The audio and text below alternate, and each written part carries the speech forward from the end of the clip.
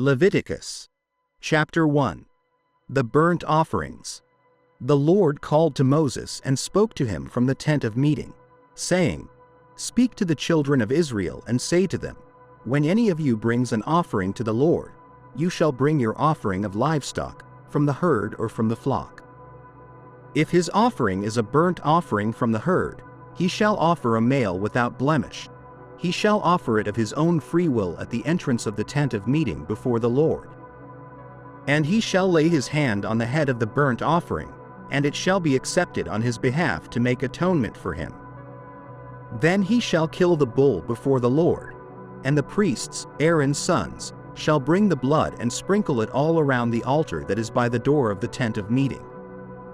And he shall skin the burnt offering and cut it into its pieces. The sons of Aaron the priest shall put fire on the altar and lay the wood in order on the fire.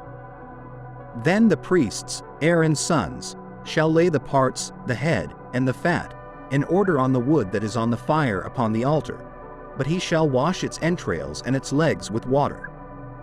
And the priest shall burn all on the altar as a burnt offering, an offering made by fire, a sweet aroma to the Lord.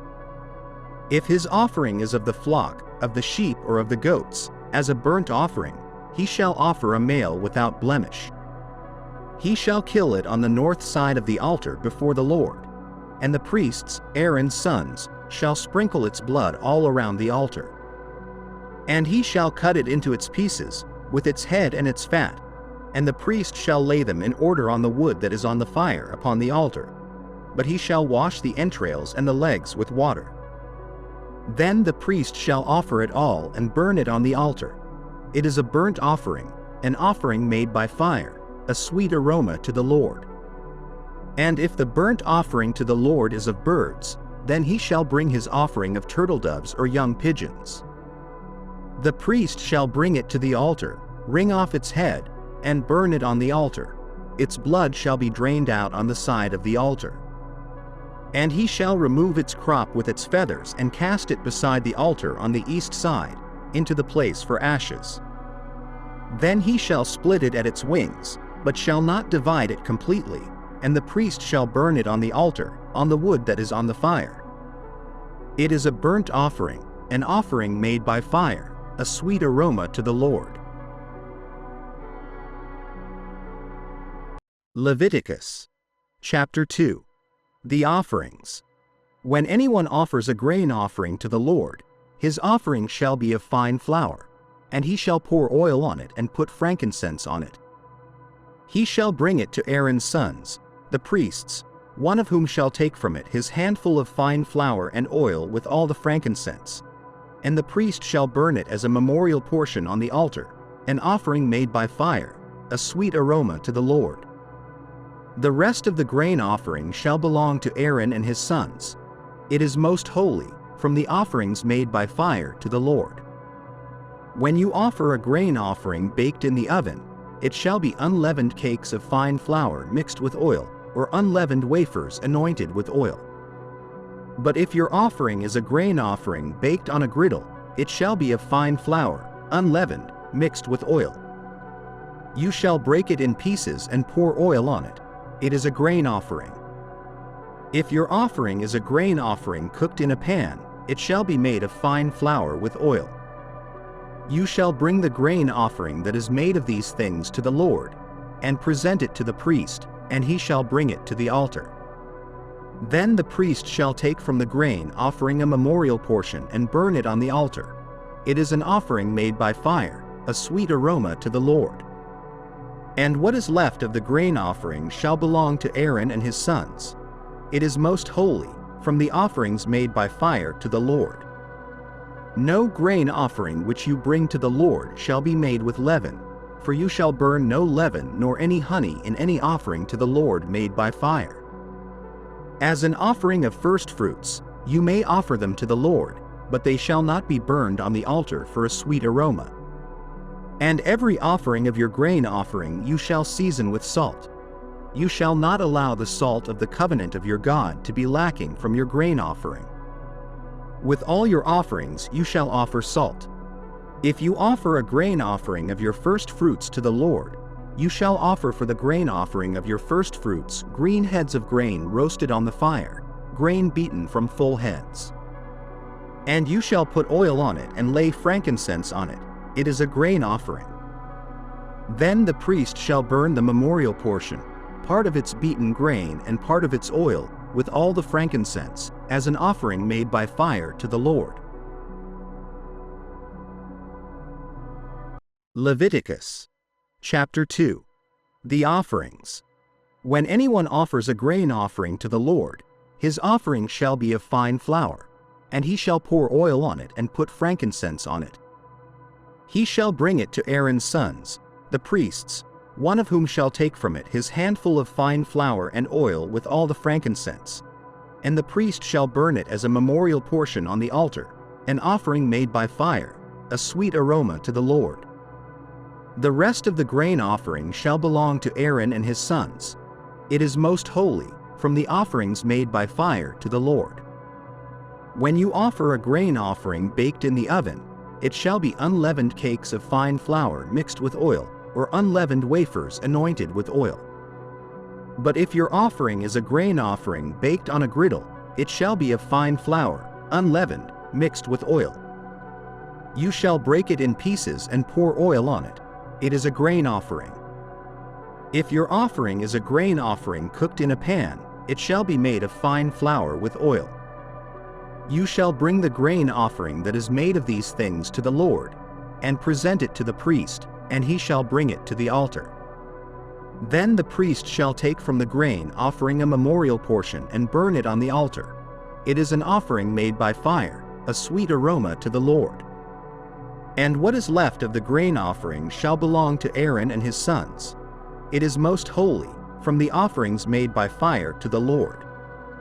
No grain offering which you bring to the Lord shall be made with leaven, for you shall burn no leaven nor any honey in any offering to the Lord made by fire. As an offering of first fruits, you may offer them to the Lord, but they shall not be burned on the altar for a sweet aroma. And every offering of your grain offering you shall season with salt. You shall not allow the salt of the covenant of your God to be lacking from your grain offering. With all your offerings you shall offer salt. If you offer a grain offering of your first fruits to the Lord, you shall offer for the grain offering of your first fruits green heads of grain roasted on the fire, grain beaten from full heads. And you shall put oil on it and lay frankincense on it. It is a grain offering. Then the priest shall burn the memorial portion, part of its beaten grain and part of its oil, with all the frankincense, as an offering made by fire to the Lord. Leviticus Chapter 4. Sin Offerings. The Lord spoke to Moses, saying, "Speak to the children of Israel and say to them, when any person sins unintentionally in any of the Lord's commandments about things that should not be done, and does any one of them, if the anointed priest sins, bringing guilt upon the people, he shall offer to the Lord, for his sin which he has committed, a young bull without blemish as a sin offering. He shall bring the bull to the door of the tabernacle of meeting before the Lord, lay his hand on the bull's head, and kill the bull before the Lord. Then the anointed priest shall take some of the bull's blood and bring it to the tabernacle of meeting. The priest shall dip his finger in the blood and sprinkle it 7 times before the Lord, in front of the veil of the sanctuary. The priest shall also put some of the blood on the horns of the altar of fragrant incense, which is in the tabernacle of meeting before the Lord, and he shall pour the remaining blood of the bull at the base of the altar of burnt offering, which is at the door of the tabernacle of meeting. He shall remove all the fat of the bull as the sin offering, the fat that covers the entrails, and all the fat that is on the entrails, the 2 kidneys, and the fat that is on them by the flanks, and he shall remove the fat that is on the liver with the kidneys, just as it is removed from the ox of the peace offering, and the priest shall burn them on the altar of the burnt offering. But the bull's hide, and all its flesh, with its head and legs, its entrails and offal, the entire bull, he shall carry outside the camp to a clean place, where the ashes are poured out, and burn it on wood with fire. Where the ashes are poured out it shall be burned. If the whole congregation of Israel sins unintentionally, and the matter is hidden from the eyes of the assembly, and they have done something against any of the Lord's commandments in things that should not be done, and are guilty, when the sin which they have committed becomes known, the assembly shall offer a young bull for the sin offering and bring it before the tabernacle of meeting. The elders of the congregation shall lay their hands on the head of the bull before the Lord, and the bull shall be killed before the Lord. The anointed priest shall bring some of the bull's blood to the tabernacle of meeting. The priest shall dip his finger in the blood and sprinkle it 7 times before the Lord, in front of the veil. He shall also put some of the blood on the horns of the altar which is before the Lord in the tabernacle of meeting, and pour the remaining blood at the base of the altar of burnt offering, which is at the door of the tabernacle of meeting. He shall remove all the fat from it and burn it on the altar. And he shall do with the bull as he did with the bull as a sin offering. So shall he do with it, and the priest shall make atonement for them, and they shall be forgiven. Then he shall carry the bull outside the camp, and burn it as he burned the first bull. It is a sin offering for the assembly. When a ruler sins, and does something unintentionally against any of the commandments of the Lord his God in things which should not be done, and is guilty, when he becomes aware of the sin which he has committed, he shall bring as his offering a male goat without blemish. He shall lay his hand on the head of the goat, and kill it at the place where they kill the burnt offering before the Lord. It is a sin offering. The priest shall take some of the blood of the sin offering with his finger, put it on the horns of the altar of burnt offering, and pour the remaining blood at the base of the altar of burnt offering, and burn all its fat on the altar, like the fat of the peace offering. So the priest shall make atonement for him, and it shall be forgiven him. If any one of the common people sins unintentionally by doing something against any of the commandments of the Lord in things which should not be done, and is guilty, when he becomes aware of the sin which he has committed, he shall bring as his offering a female goat without blemish, for his sin which he has committed. He shall lay his hand on the head of the sin offering, and kill it at the place of the burnt offering. Then the priest shall take some of its blood with his finger, put it on the horns of the altar of burnt offering, and pour the remaining blood at the base of the altar.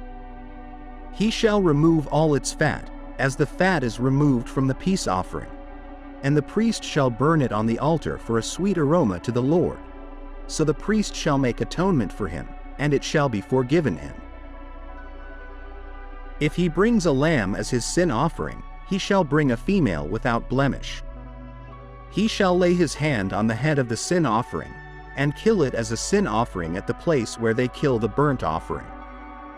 Then the priest shall take some of the blood of the sin offering with his finger, put it on the horns of the altar of burnt offering, and pour the remaining blood at the base of the altar. He shall remove all its fat, as the fat is removed from the peace offering, and the priest shall burn it on the altar, according to the offerings made by fire to the Lord. So the priest shall make atonement for his sin that he has committed, and it shall be forgiven him. Leviticus chapter 5. If anyone sins by being called to testify, and he is a witness, whether he has seen or known of the matter, and does not report it, he shall bear his guilt. Also, if a person touches any unclean thing, whether it is the carcass of an unclean beast, the carcass of an unclean livestock animal, or the carcass of an unclean creeping thing, even if he is unaware of it, he shall be unclean and guilty. Or if he touches human uncleanness, any uncleanness by which one becomes defiled, and he is unaware of it, but later becomes aware, he shall be guilty. Or if anyone swears thoughtlessly with his lips to do evil or to do good, whatever it is that a man may utter by an oath, and he is unaware of it, when he realizes it, he shall be guilty in any of these matters. When he becomes guilty of any of these things, he shall confess that in which he has sinned, and he shall bring his trespass offering to the Lord for his sin which he has committed, a female from the flock, a lamb or a goat as a sin offering. And the priest shall make atonement for him concerning his sin.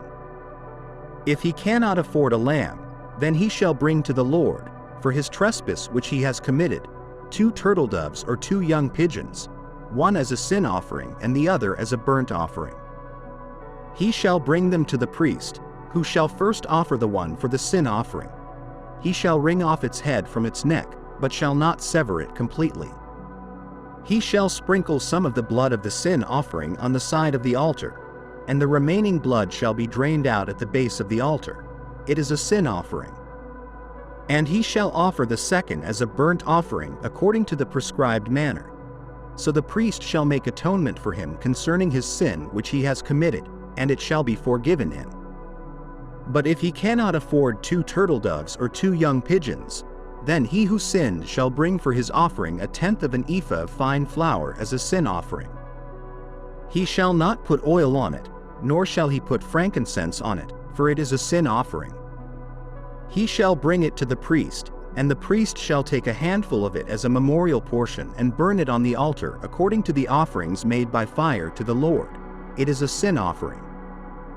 The priest shall make atonement for him concerning the sin that he has committed in any of these matters, and it shall be forgiven him. The rest shall be the priest's, like a grain offering. Guilt offerings. The Lord spoke further to Moses, saying, If a person commits a trespass and sins unintentionally in regard to the holy things of the Lord, he shall bring to the Lord as his trespass offering a ram without blemish from the flock, according to your valuation in shekels of silver, according to the shekel of the sanctuary, as a trespass offering.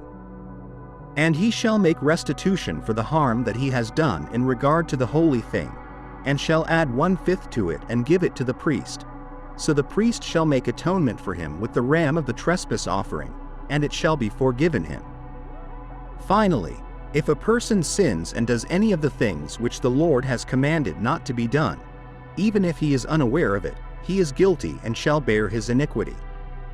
He shall bring to the priest a ram without blemish from the flock, according to your valuation, as a trespass offering. So the priest shall make atonement for him concerning his ignorance in which he erred and did not know it, and it shall be forgiven him. It is a trespass offering. He has certainly trespassed against the Lord. Leviticus Chapter 6. The Lord spoke to Moses, saying, If a person sins and commits a trespass against the Lord by lying to his neighbor about what was delivered to him for safekeeping, or about a pledge, or about a robbery, or if he has extorted from his neighbor, or if he has found what was lost and lies about it, and swears falsely, in any of these things that a man may do in which he sins, then it shall be, because he has sinned and is guilty, that he shall restore what he has stolen, or the thing which he has extorted, or what was delivered to him for safekeeping, or the lost thing which he found, or anything which it has stolen.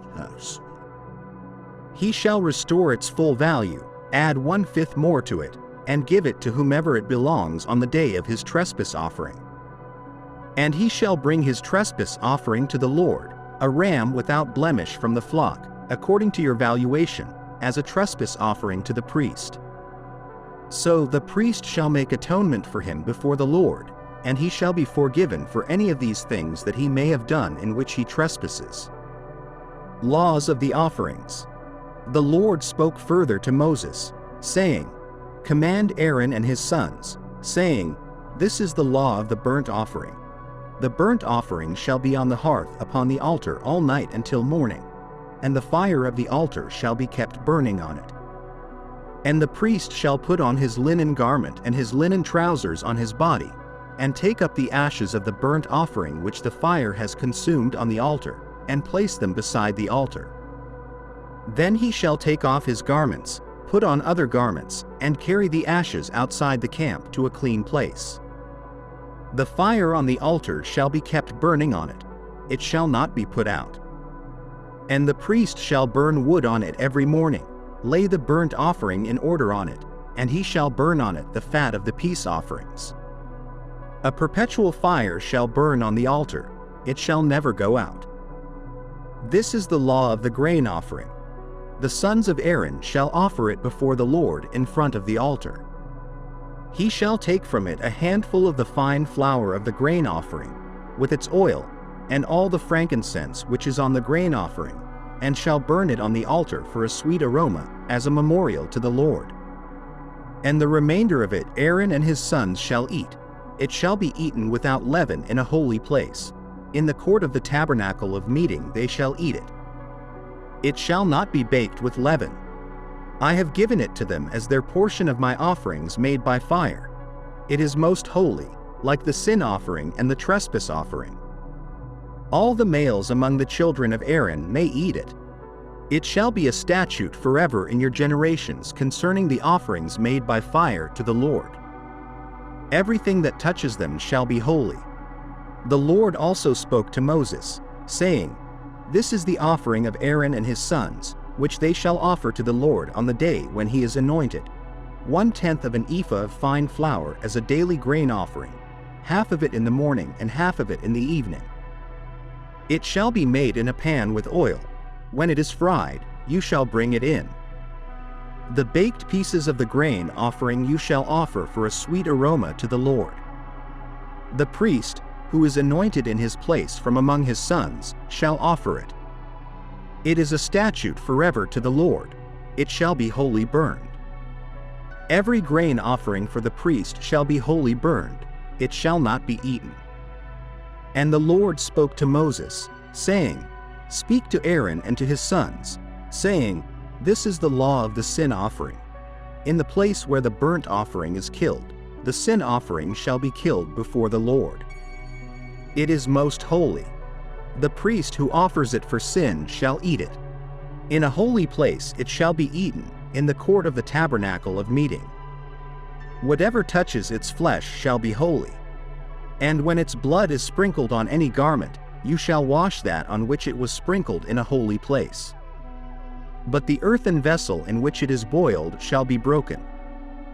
And if it is boiled in a bronze pot, it shall be both scoured and rinsed in water. All the males among the priests may eat it. It is most holy.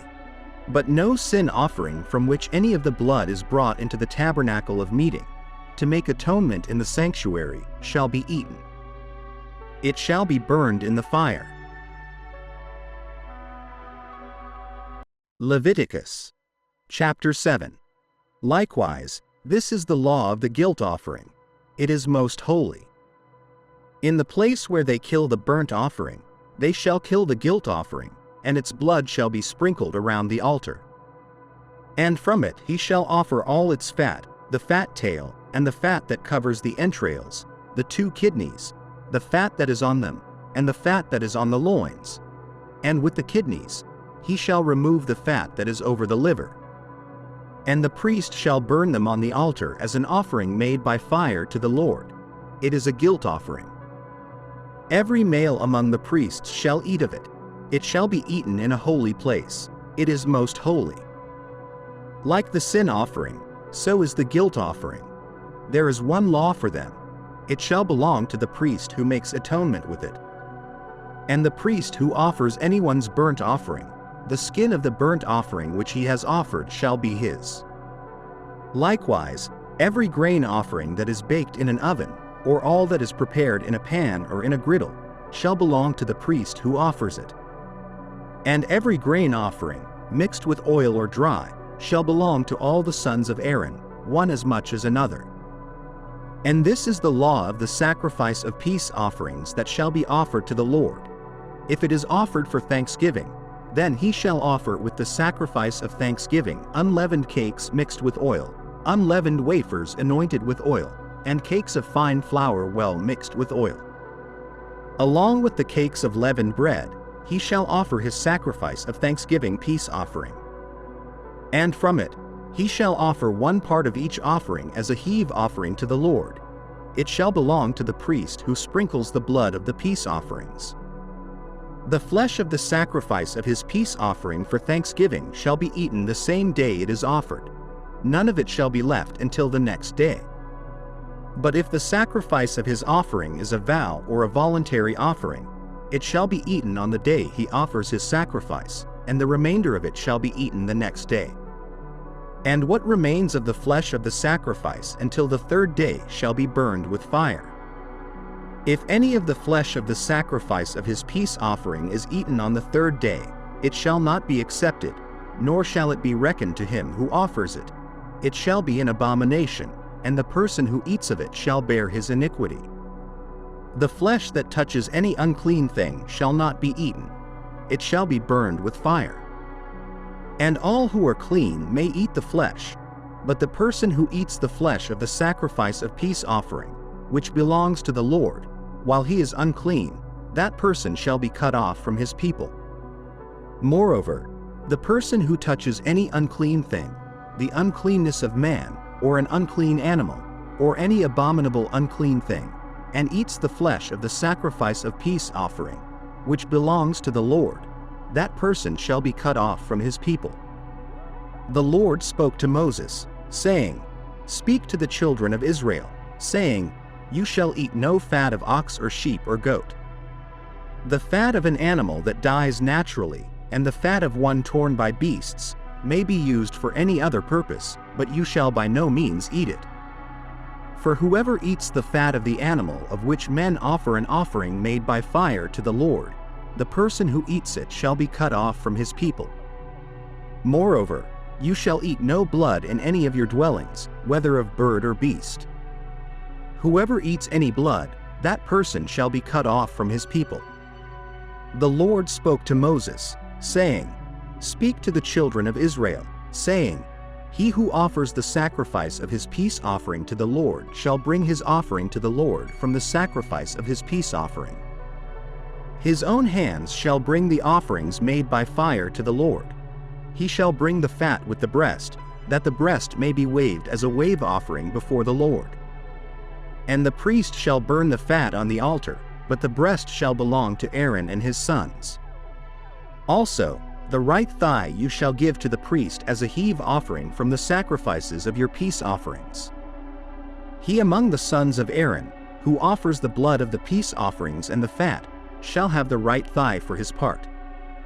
For the breast of the wave offering and the thigh of the heave offering I have taken from the children of Israel, from the sacrifices of their peace offerings, and have given them to Aaron the priest and to his sons as a statute forever from the children of Israel.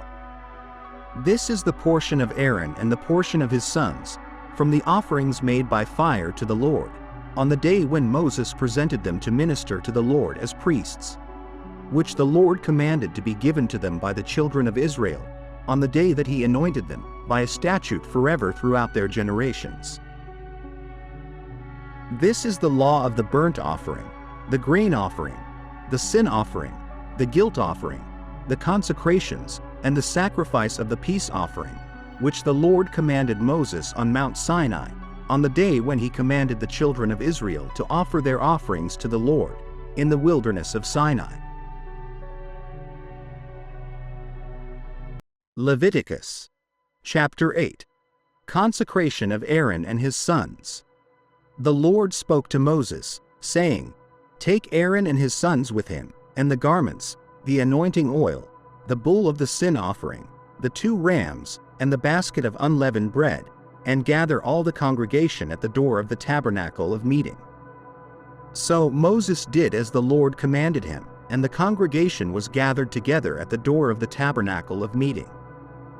And Moses said to the congregation, This is what the Lord has commanded to be done. Then Moses brought Aaron and his sons forward and washed them with water. And he put the tunic on him, girded him with the sash, clothed him with the robe, and put the ephod on him. And he girded him with the intricately woven band of the ephod, and tied it to him. Then he put the breastplate on him, and he put the Urim and the Thummim in the breastplate. And he placed the turban on his head, and on the turban, on its front, he put the golden plate, the holy crown, as the Lord had commanded Moses. Also, Moses took the anointing oil and anointed the tabernacle and all that was in it, and consecrated them. He sprinkled some of it on the altar 7 times, anointed the altar and all its utensils, and the laver and its base, to consecrate them. And he poured some of the anointing oil on Aaron's head and anointed him to consecrate him. Then Moses brought Aaron's sons forward, put tunics on them, girded them with sashes, and bound caps on them, as the Lord had commanded Moses. And he brought the bull of the sin offering, and Aaron and his sons laid their hands on the head of the bull of the sin offering, and Moses killed it. Then he took the blood and put it on the horns of the altar all around with his finger and purified the altar. And he poured the blood at the base of the altar and consecrated it, to make atonement for it. Then he took all the fat that was on the entrails, the fatty lobe attached to the liver, and the 2 kidneys with their fat, and Moses burned them on the altar. But the bull, its hide, its flesh, and its offal, he burned with fire outside the camp, as the Lord had commanded Moses. Then he brought the ram of the burnt offering, and Aaron and his sons laid their hands on the head of the ram, and Moses killed it. Then he sprinkled the blood on the altar all around, and he cut the ram into pieces, and Moses burned the head, the pieces, and the fat. Then he washed the entrails and the legs in water, and Moses burned the whole ram on the altar. It was a burnt offering for a sweet aroma, an offering made by fire to the Lord, as the Lord had commanded Moses. And he brought the other ram, the ram of consecration, and Aaron and his sons laid their hands on the head of the ram, and Moses killed it. He took some of its blood and put it on the tip of Aaron's right ear, on the thumb of his right hand, and on the big toe of his right foot.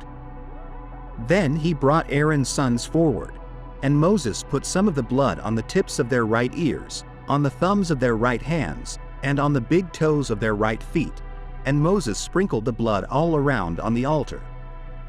Then he took the fat tail, all the fat that was on the entrails, the fatty lobe attached to the liver, the 2 kidneys and their fat, and the right thigh. And from the basket of unleavened bread that was before the Lord, he took 1 unleavened cake, a cake of bread anointed with oil, and 1 wafer, and put them on the fat and on the right thigh. And he put all these in Aaron's hands and in his sons' hands, and waved them as a wave offering before the Lord. Then Moses took them from their hands and burned them on the altar on top of the burnt offering. They were consecration offerings for a sweet aroma, an offering made by fire to the Lord. And Moses took the breast and waved it as a wave offering before the Lord. It was Moses's part of the ram of consecration, as the Lord had commanded Moses.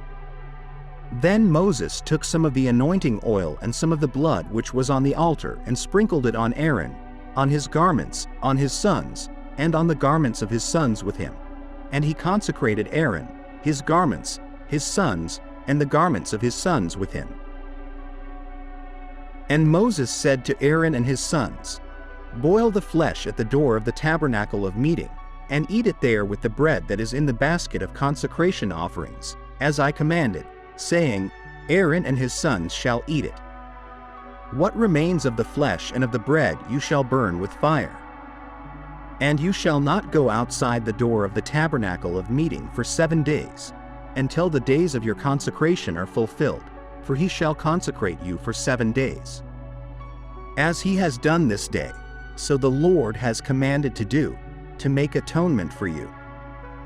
Therefore, you shall stay at the door of the tabernacle of meeting day and night for 7 days, and keep the charge of the Lord, so that you may not die, for so I have been commanded." So Aaron and his sons did all the things that the Lord had commanded by the hand of Moses. Leviticus chapter 9. The sacrifices of Aaron. On the 8th day, Moses called Aaron and his sons and the elders of Israel. And he said to Aaron, "Take for yourself a young bull as a sin offering and a ram as a burnt offering, without blemish, and offer them before the Lord. And to the children of Israel you shall speak, saying, Take a male goat as a sin offering, and a calf and a lamb, both of 1 year old, without blemish, as a burnt offering, also a bull and a ram as peace offerings, to sacrifice before the Lord, and a grain offering mixed with oil. For today the Lord will appear to you." So they brought what Moses commanded before the tabernacle of meeting, and all the congregation drew near and stood before the Lord. Then Moses said, "This is the thing which the Lord commanded you to do, and the glory of the Lord will appear to you." And Moses said to Aaron, "Go to the altar, offer your sin offering and your burnt offering, and make atonement for yourself and for the people. Offer the offering of the people, and make atonement for them, as the Lord commanded." Aaron then went to the altar and killed the calf of the sin offering, which was for himself.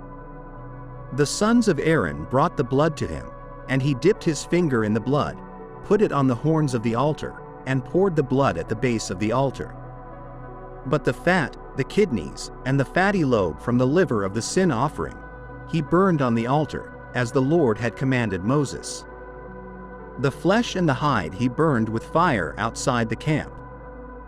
Then he killed the burnt offering, and Aaron's sons handed him the blood, which he sprinkled all around on the altar. Then they handed him the burnt offering in pieces, with the head, and he burned them on the altar. He washed the entrails and the legs and burned them with the burnt offering on the altar. Then he brought the people's offering, and took the goat, which was the sin offering for the people, and killed it and offered it for sin, like the first one. And he brought the burnt offering and offered it according to the prescribed manner. Then he brought the grain offering, took a handful of it, and burned it on the altar, besides the burnt offering of the morning. He also killed the bull and the ram as sacrifices of peace offerings, which were for the people.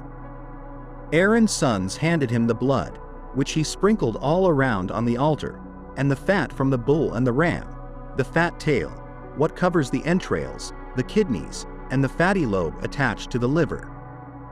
And they put the fat on the breasts, and he burned the fat on the altar. But the breasts and the right thigh Aaron waved as a wave offering before the Lord, as Moses had commanded. Then Aaron lifted his hands toward the people, blessed them, and came down from offering the sin offering, the burnt offering, and peace offerings. And Moses and Aaron went into the tabernacle of meeting and came out and blessed the people. Then the glory of the Lord appeared to all the people, and fire came out from before the Lord and consumed the burnt offering and the fat on the altar. When all the people saw it, they shouted and fell on their faces. Leviticus chapter 10. The sin of Nadab and Abihu. Nadab and Abihu, the sons of Aaron, each took his censer and put fire in it, placed incense on it, and offered strange fire before the Lord, which he had not commanded them. So fire came out from the presence of the Lord and consumed them, and they died before the Lord. Then Moses said to Aaron, "This is what the Lord spoke, saying, By those who come near me I will be treated as holy, and before all the people I will be glorified." And Aaron remained silent. Moses called Mishael and Elzaphan, the sons of Aaron's uncle Uzziel, and said to them, "Come forward, carry your brothers away from the front of the sanctuary to a place outside the camp." So they came forward and carried them, still in their tunics, outside the camp, as Moses had ordered. Then Moses said to Aaron and to his sons Eleazar and Ithamar, "Do not uncover your heads or tear your clothes in mourning, so that you will not die and wrath will not come upon all the congregation. But your brothers, the whole house of Israel, may mourn for the burning which the Lord has brought about. You shall not go out from the doorway of the tent of meeting, or you will die, for the Lord's anointing oil is upon you." So they did according to the word of Moses. The Lord then spoke to Aaron, saying, "Do not drink wine or strong drink, neither you nor your sons with you, when you come into the tent of meeting, so that you will not die.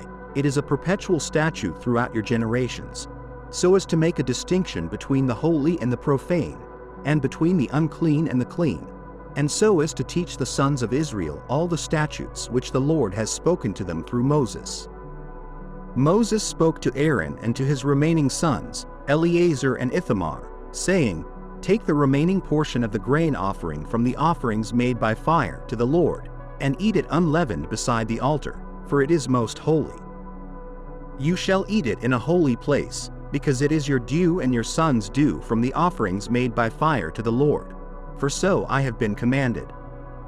You shall also eat the breast of the wave offering and the thigh of the heave offering in a clean place, you and your sons and your daughters with you, for they have been given as your due and your sons' due from the sacrifices of peace offerings of the sons of Israel. The thigh of the heave offering and the breast of the wave offering, along with the offerings of fat portions made by fire, they shall bring to present as a wave offering before the Lord, and it shall be yours and your sons as a perpetual due, just as the Lord has commanded. But Moses inquired about the goat of the sin offering, and behold, it had been burned up. So he became angry with Eleazar and Ithamar, Aaron's surviving sons, saying, "Why did you not eat the sin offering in the holy place? For it is most holy, and he gave it to you to bear the guilt of the congregation, to make atonement for them before the Lord. Behold, its blood was not brought into the sanctuary. You should certainly have eaten it in the sanctuary, just as I commanded." But Aaron said to Moses, "Behold, this very day they presented their sin offering and their burnt offering before the Lord. But such things as these have happened to me. If I had eaten the sin offering today, would it have been pleasing in the sight of the Lord?" When Moses heard that, he was satisfied. Leviticus chapter 11. Clean and unclean animals. The Lord spoke to Moses and Aaron, saying to them, "Speak to the children of Israel, saying, These are the animals which you may eat among all the animals on the earth. Among the animals, whatever has a split hoof and chews the cud, that you may eat. Nevertheless, among those that chew the cud or have cloven hooves, you shall not eat these. The camel, because it chews the cud but does not have a split hoof, it is unclean to you. Also the rock hyrax, because it chews the cud but does not have a split hoof, it is unclean to you. The hare as well, because it chews the cud but does not have a split hoof, it is unclean to you. And the pig, because it has cloven hooves, yet does not chew the cud, it is unclean to you. Their flesh you shall not eat, and their carcasses you shall not touch. They are unclean to you. These you may eat of all that are in the waters, whatever has fins and scales in the waters, in the seas or in the rivers, that you may eat. But all in the seas or in the rivers that do not have fins and scales, of all that moves in the waters, or any living thing which is in the waters, they are an abomination to you. They shall be an abomination to you. You shall not eat their flesh, and you shall regard their carcasses as an abomination. Whatever in the waters does not have fins or scales shall be an abomination to you. And these you shall regard as an abomination among the birds. They shall not be eaten. They are an abomination. The eagle, the vulture, the buzzard, the kite, and the falcon after its kind. Every raven after its kind. The ostrich, the short-eared owl, the seagull, and the hawk after its kind. The little owl, the fisher owl, and the screech owl, the white owl, the jackdaw, and the carrion vulture, the stork, the heron after its kind, the hoopoe, and the bat. All flying insects that walk on all fours shall be an abomination to you. Yet these you may eat of every flying insect that creeps on all fours, those which have jointed legs above their feet with which to leap on the earth. These you may eat, the locust after its kind, the destroying locust after its kind, the cricket after its kind, and the grasshopper after its kind. But all other flying insects which have 4 feet shall be an abomination to you. By these you shall become unclean. Whoever touches the carcass of any of them shall be unclean until evening. Whoever carries part of the carcass of any of them shall wash his clothes and be unclean until evening. The carcass of any animal which divides the foot, but is not cloven-hoofed or does not chew the cud, is unclean to you.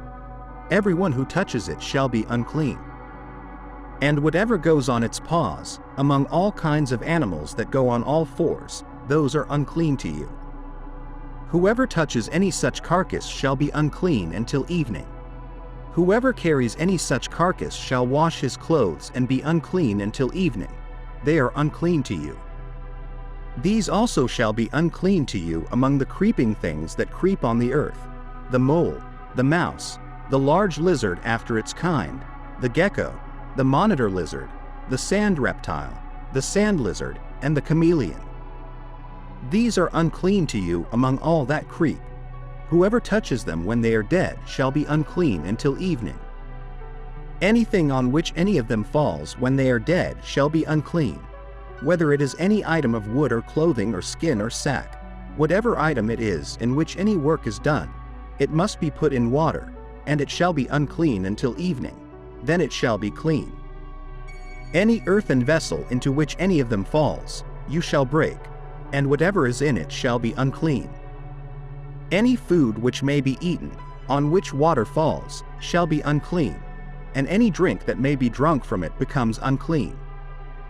Everything on which a part of any such carcass falls shall be unclean. Whether it is an oven or cooking stove, it shall be broken down, for they are unclean, and shall be unclean to you. Nevertheless, a spring or a cistern, in which there is plenty of water, shall be clean, but whatever touches any such carcass becomes unclean. And if a part of any such carcass falls on any planting seed which is to be sown, it remains clean. But if water is put on the seed, and if a part of any such carcass falls on it, it becomes unclean to you. And if any animal which you may eat dies, he who touches its carcass shall be unclean until evening. He who eats of its carcass shall wash his clothes and be unclean until evening. He also who carries its carcass shall wash his clothes and be unclean until evening. And every creeping thing that creeps on the earth shall be an abomination. It shall not be eaten. Whatever crawls on its belly, whatever goes on all fours, or whatever has many feet among all creeping things that creep on the earth, these you shall not eat, for they are an abomination. You shall not make yourselves abominable with any creeping thing that creeps, nor shall you make yourselves unclean with them, lest you be defiled by them. For I am the Lord your God. You shall therefore consecrate yourselves, and you shall be holy, for I am holy. Neither shall you defile yourselves with any creeping thing that creeps on the earth.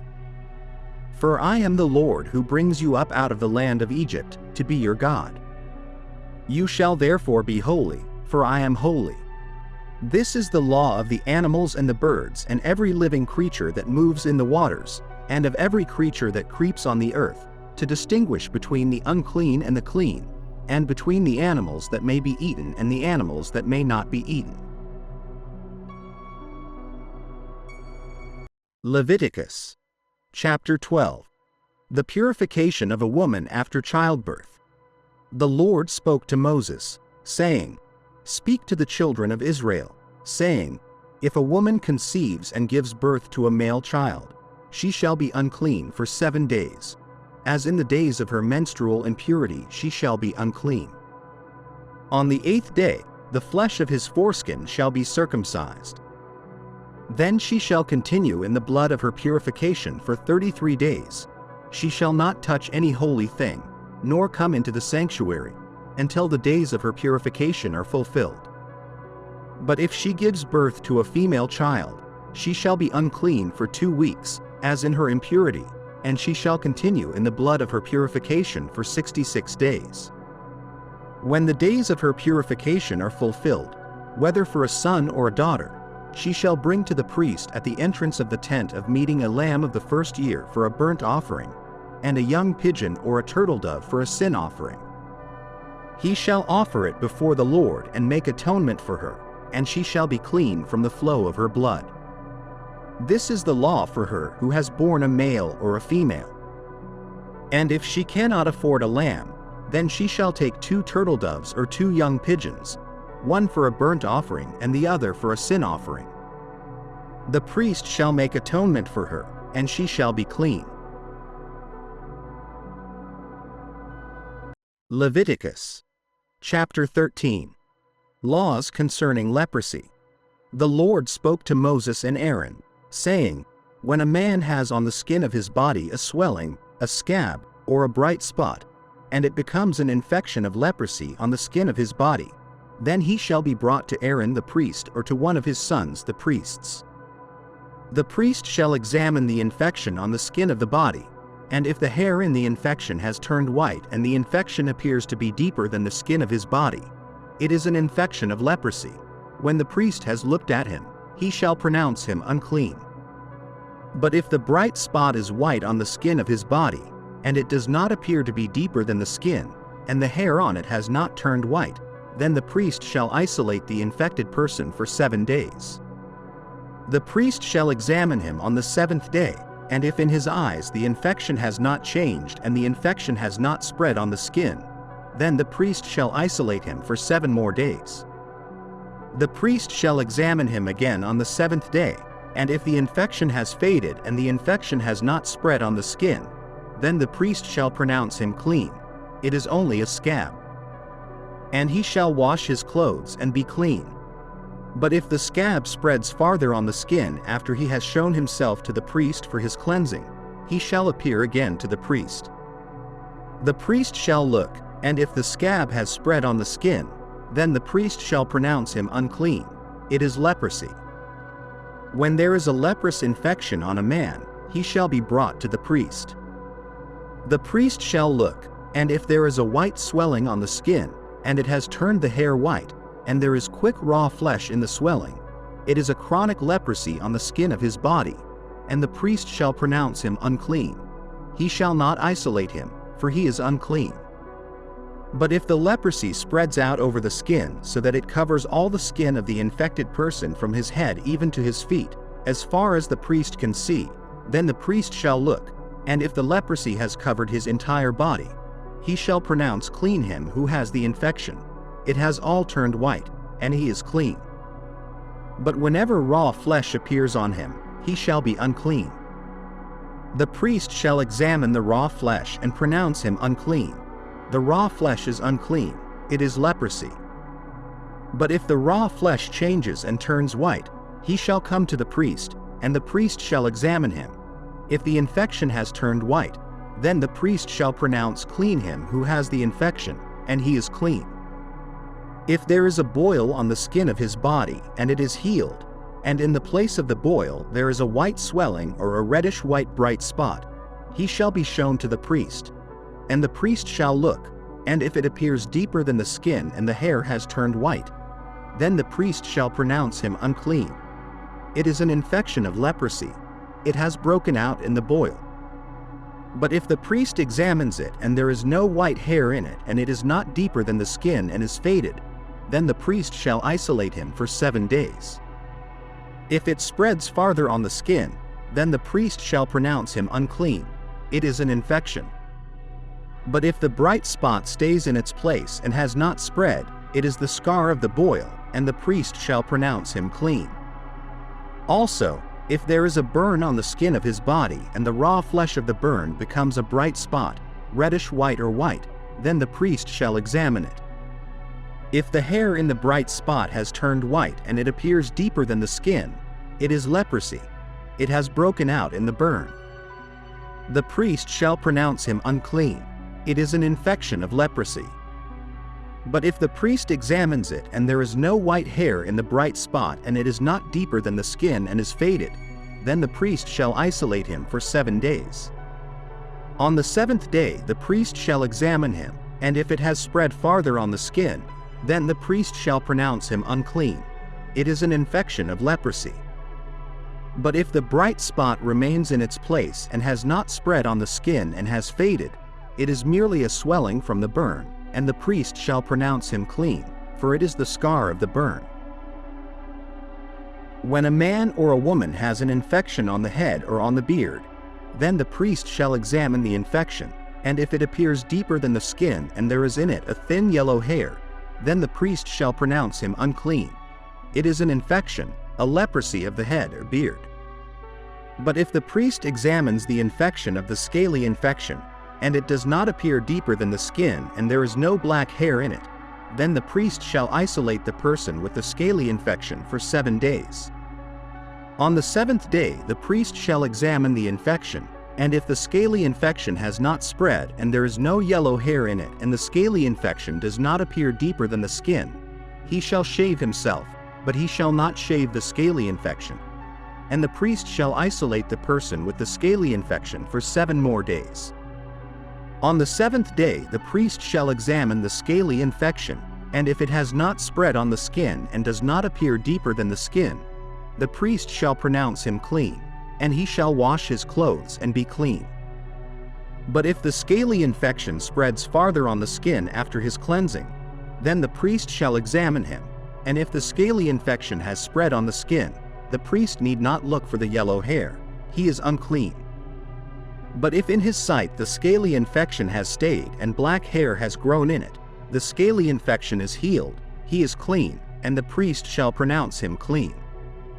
When a man or woman has bright spots on the skin of the body, even white bright spots, then the priest shall look, and if the bright spots on the skin of the body are faded white, it is a rash that has broken out on the skin, he is clean. If a man loses the hair of his head, he is bald, he is clean. And if his head becomes bald at the front and sides, he is bald on the forehead, he is clean. But if there is a reddish-white infection on the bald head or the bald forehead, it is leprosy breaking out on his bald head or his bald forehead. Then the priest shall examine him, and if the swelling of the infection is reddish-white on his bald head or on his bald forehead, like the appearance of leprosy on the skin of the body, he is a leprous man, he is unclean. The priest shall surely pronounce him unclean, his infection is on his head. As for the leper who has the infection, his clothes shall be torn, and the hair of his head shall be uncovered, and he shall cover his mustache and cry, unclean. Unclean. He shall remain unclean all the days during which he has the infection. He is unclean. He shall live alone. His dwelling shall be outside the camp. When a garment has a leprous infection in it, whether it is a woolen garment or a linen garment, whether in warp or woof of linen or of wool, whether in leather or in any article made of leather, if the infection is greenish or reddish in the garment or in the leather, or in the warp or in the woof, or in any article of leather, it is a leprous infection and shall be shown to the priest. The priest shall examine the infection and isolate the article with the infection for 7 days. He shall examine the infection on the 7th day.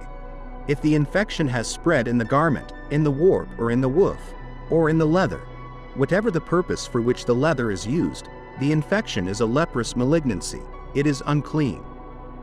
He shall therefore burn the garment, whether the warp or the woof, in wool or in linen, or any article of leather in which the infection occurs, for it is a leprous malignancy, it shall be burned in the fire. But if the priest examines it and the infection has not spread in the garment, either in the warp or in the woof or in any article of leather, then the priest shall order them to wash the thing in which the infection has occurred, and he shall isolate it for 7 more days. After the article with the infection has been washed, the priest shall examine it again, and if the infection has not changed its color even though the infection has not spread, it is unclean. You shall burn it in the fire. It is a rotting infection, whether on the inside or on the outside. Then if the priest examines it and the infection has faded after it has been washed, he shall tear it out of the garment or the leather, whether from the warp or from the woof. If it appears again in the garment, whether in the warp or in the woof or in any article of leather, it is an outbreak. You shall burn with fire the article in which the infection occurs. But the garment, whether the warp or the woof or any article of leather from which the infection departs when you have washed it, it shall be washed a 2nd time and will be clean. This is the law for the infection of leprosy in a garment of wool or linen, whether in the warp or in the woof, or in any article of leather, for pronouncing it clean or unclean. Leviticus chapter 14. And the Lord spoke to Moses, saying, This shall be the law of the leper on the day of his cleansing. He shall be brought to the priest, and the priest shall go outside the camp, and examine him. And if the infection of leprosy has healed in the leper, the priest shall command that 2 live, clean birds be taken for him who is to be cleansed, along with cedar wood, scarlet, and hyssop. The priest shall command that one of the birds be killed in an earthenware vessel over running water. Then he shall take the live bird, the cedar wood, the scarlet, and the hyssop, and dip them, along with the live bird, in the blood of the bird that was killed over running water. And he shall sprinkle it 7 times on him who is to be cleansed from the leprosy, and shall pronounce him clean. He shall then release the live bird in the open field. The one to be cleansed shall wash his clothes, shave off all his hair, and bathe in water, then he will be clean. After that, he may come into the camp, but he must stay outside his tent for 7 days. On the 7th day, he shall shave all his hair, his head, his beard, his eyebrows, and all his hair. He shall wash his clothes and bathe his body in water, and he will be clean. On the 8th day, he shall take 2 male lambs without blemish, 1 ewe lamb a year old without blemish, and 3/10 of an ephah of fine flour mixed with oil as a grain offering, and 1 log of oil. The priest who performs the cleansing shall present the man to be cleansed along with these things before the Lord at the entrance to the tent of meeting. The priest shall then take one of the male lambs and offer it as a guilt offering, along with the log of oil, and wave them as a wave offering before the Lord. He shall slaughter the male lamb in the place where they slaughter the sin offering and the burnt offering, in a holy place. For the guilt offering, like the sin offering, belongs to the priest. It is most holy. The priest shall take some of the blood of the guilt offering and apply it to the lobe of the right ear of the man to be cleansed, the thumb of his right hand, and the big toe of his right foot. The priest shall also take some of the log of oil and pour it into the palm of his own left hand, dip his right finger in the oil in his left hand, and sprinkle some of the oil with his finger 7 times before the Lord. The priest shall then put some of the remaining oil in his hand on the lobe of the right ear of the one to be cleansed, on the thumb of his right hand, and on the big toe of his right foot, on top of the blood of the guilt offering. The rest of the oil in his hand the priest shall put on the head of the one to be cleansed, and the priest shall make atonement for him before the Lord. The priest shall then offer the sin offering and make atonement for the one to be cleansed from his uncleanness. After that, he shall slaughter the burnt offering, and the priest shall offer up the burnt offering and the grain offering on the altar. Thus, the priest shall make atonement for him, and he will be clean. But if he is poor and cannot afford so much, he shall take 1 male lamb for a guilt offering to be waved to make atonement for him, along with 1/10 of an ephah of fine flour mixed with oil for a grain offering, a log of oil, and 2 turtle doves or 2 young pigeons, whichever he can afford. One shall be a sin offering and the other a burnt offering. On the 8th day of his cleansing, he shall bring them to the priest at the entrance to the tent of meeting before the Lord. The priest shall take the lamb of the guilt offering and the log of oil, and the priest shall wave them as a wave offering before the Lord. He shall slaughter the lamb of the guilt offering, and the priest shall take some of the blood of the guilt offering and apply it to the lobe of the right ear of the one to be cleansed, the thumb of his right hand, and the big toe of his right foot.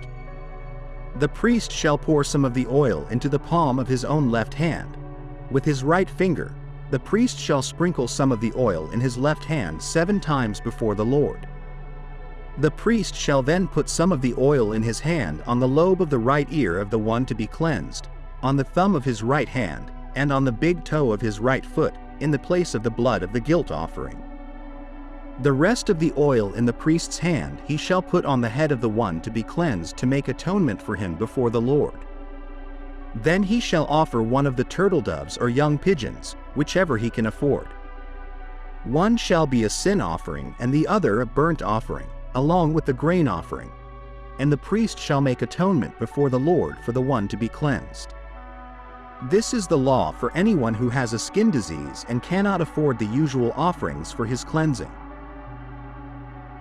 The Lord also spoke to Moses and Aaron, saying, "When you enter the land of Canaan, which I am giving you as a possession, and I put a leprous disease in a house in the land you possess, the owner of the house shall come and tell the priest, saying, 'Something like a disease has appeared in my house.' The priest shall then command that they empty the house before the priest goes in to examine the disease, so that everything in the house will not become unclean, and afterward, the priest shall go in to examine the house. He shall examine the disease, and if there are greenish or reddish spots appearing to be deeper than the surface of the wall, the priest shall go out of the house to the door and quarantine the house for 7 days. The priest shall return on the 7th day and examine it again. If the disease has spread on the walls of the house, then the priest shall order them to remove the stones with the disease and throw them outside the city to an unclean place. He shall have the house scraped all around, and they shall pour out the scraped material outside the city into an unclean place. Then they shall take other stones and replace those stones, and take other plaster and replaster the house.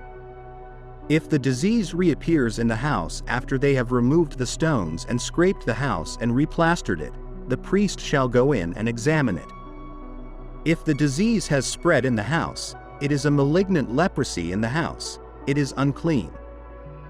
They shall tear down the house, its stones, timbers, and all the plaster of the house, and take it outside the city to an unclean place.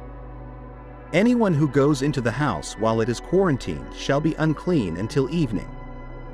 Anyone who lies down in the house shall wash his clothes, and anyone who eats in the house shall wash his clothes.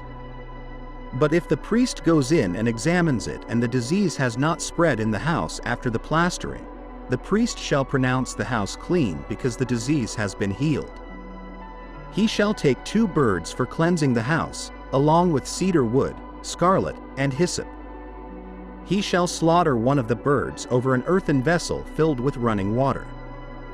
He shall take the cedar wood, the hyssop, the scarlet, and the live bird, and dip them in the blood of the bird that was slaughtered and in the running water, and sprinkle the house 7 times. He shall thus cleanse the house with the blood of the bird, the running water, the live bird, the cedar wood, the hyssop, and the scarlet. He shall then release the live bird outside the city into the open field. This will make atonement for the house, and it will be clean. This is the law for any infectious disease of leprosy and scaly infection, for leprosy of garments and houses, and for a swelling, a scab, or a bright spot, to determine when it is unclean and when it is clean. This is the law regarding leprosy. Leviticus chapter 15. Physical impurities. The Lord spoke to Moses and Aaron, saying, "Speak to the children of Israel and say to them, any man who has a discharge from his body is unclean. And this is his uncleanness in his discharge, whether his body runs with his discharge or his body has stopped discharging, it is his uncleanness. Every bed on which the one with the discharge lies will be unclean, and everything on which he sits will be unclean. Anyone who touches his bed shall wash his clothes and bathe in water, and he shall be unclean until evening. And anyone who sits on anything on which the man with the discharge has sat shall wash his clothes, bathe in water, and be unclean until evening. Whoever touches the body of the man with the discharge shall wash his clothes, bathe in water, and be unclean until evening. If the man with the discharge spits on someone who is clean, then he shall wash his clothes, bathe in water, and be unclean until evening. Any saddle on which the man with the discharge rides will be unclean. Whoever touches anything that was under him shall be unclean until evening, and whoever carries any of those things shall wash his clothes, bathe in water, and be unclean until evening. If the man with the discharge touches someone without first washing his hands with water, that person shall wash his clothes, bathe in water, and be unclean until evening. Any earthen vessel that the man with the discharge touches shall be broken, and every wooden vessel shall be rinsed in water. When the man with the discharge is cleansed of his discharge, he shall count 7 days for his cleansing, wash his clothes, and bathe his body in running water. Then he shall be clean. On the 8th day, he shall take 2 turtle doves or 2 young pigeons and come before the Lord at the entrance of the tent of meeting and give them to the priest. The priest shall offer one as a sin offering and the other as a burnt offering. Thus, the priest shall make atonement for him before the Lord because of his discharge. If a man has an emission of semen, he shall bathe his whole body in water and be unclean until evening. Any garment or leather on which the semen falls shall be washed with water and be unclean until evening. If a man lies with a woman and has an emission of semen, both shall bathe in water and be unclean until evening. If a woman has a discharge and the discharge from her body is blood, she shall be in her impurity for 7 days, and whoever touches her shall be unclean until evening. Everything on which she lies during her impurity shall be unclean. Also, everything on which she sits shall be unclean. Anyone who touches her bed shall wash his clothes, bathe in water, and be unclean until evening. Anyone who touches any item on which she has sat shall wash his clothes, bathe in water, and be unclean until evening. Whoever touches anything on the bed or on the seat on which she sat shall be unclean until evening. If a man lies with her and her impurity is upon him, he shall be unclean for 7 days, and every bed on which he lies shall be unclean. If a woman has a discharge of blood for many days, other than at the time of her menstrual impurity, or if she has a discharge beyond the time of her impurity, all the days of her discharge she shall be as unclean as during the time of her impurity. Every bed on which she lies during all the days of her discharge shall be to her like the bed of her impurity, and everything on which she sits shall be unclean, as in her menstrual impurity. Whoever touches those things shall be unclean. He shall wash his clothes, bathe in water, and be unclean until evening. When she is cleansed from her discharge, she shall count 7 days, and after that she shall be clean. On the 8th day, she shall take 2 turtle doves or 2 young pigeons and bring them to the priest at the entrance of the tent of meeting. The priest shall offer one as a sin offering and the other as a burnt offering, and the priest shall make atonement for her before the Lord because of her unclean discharge.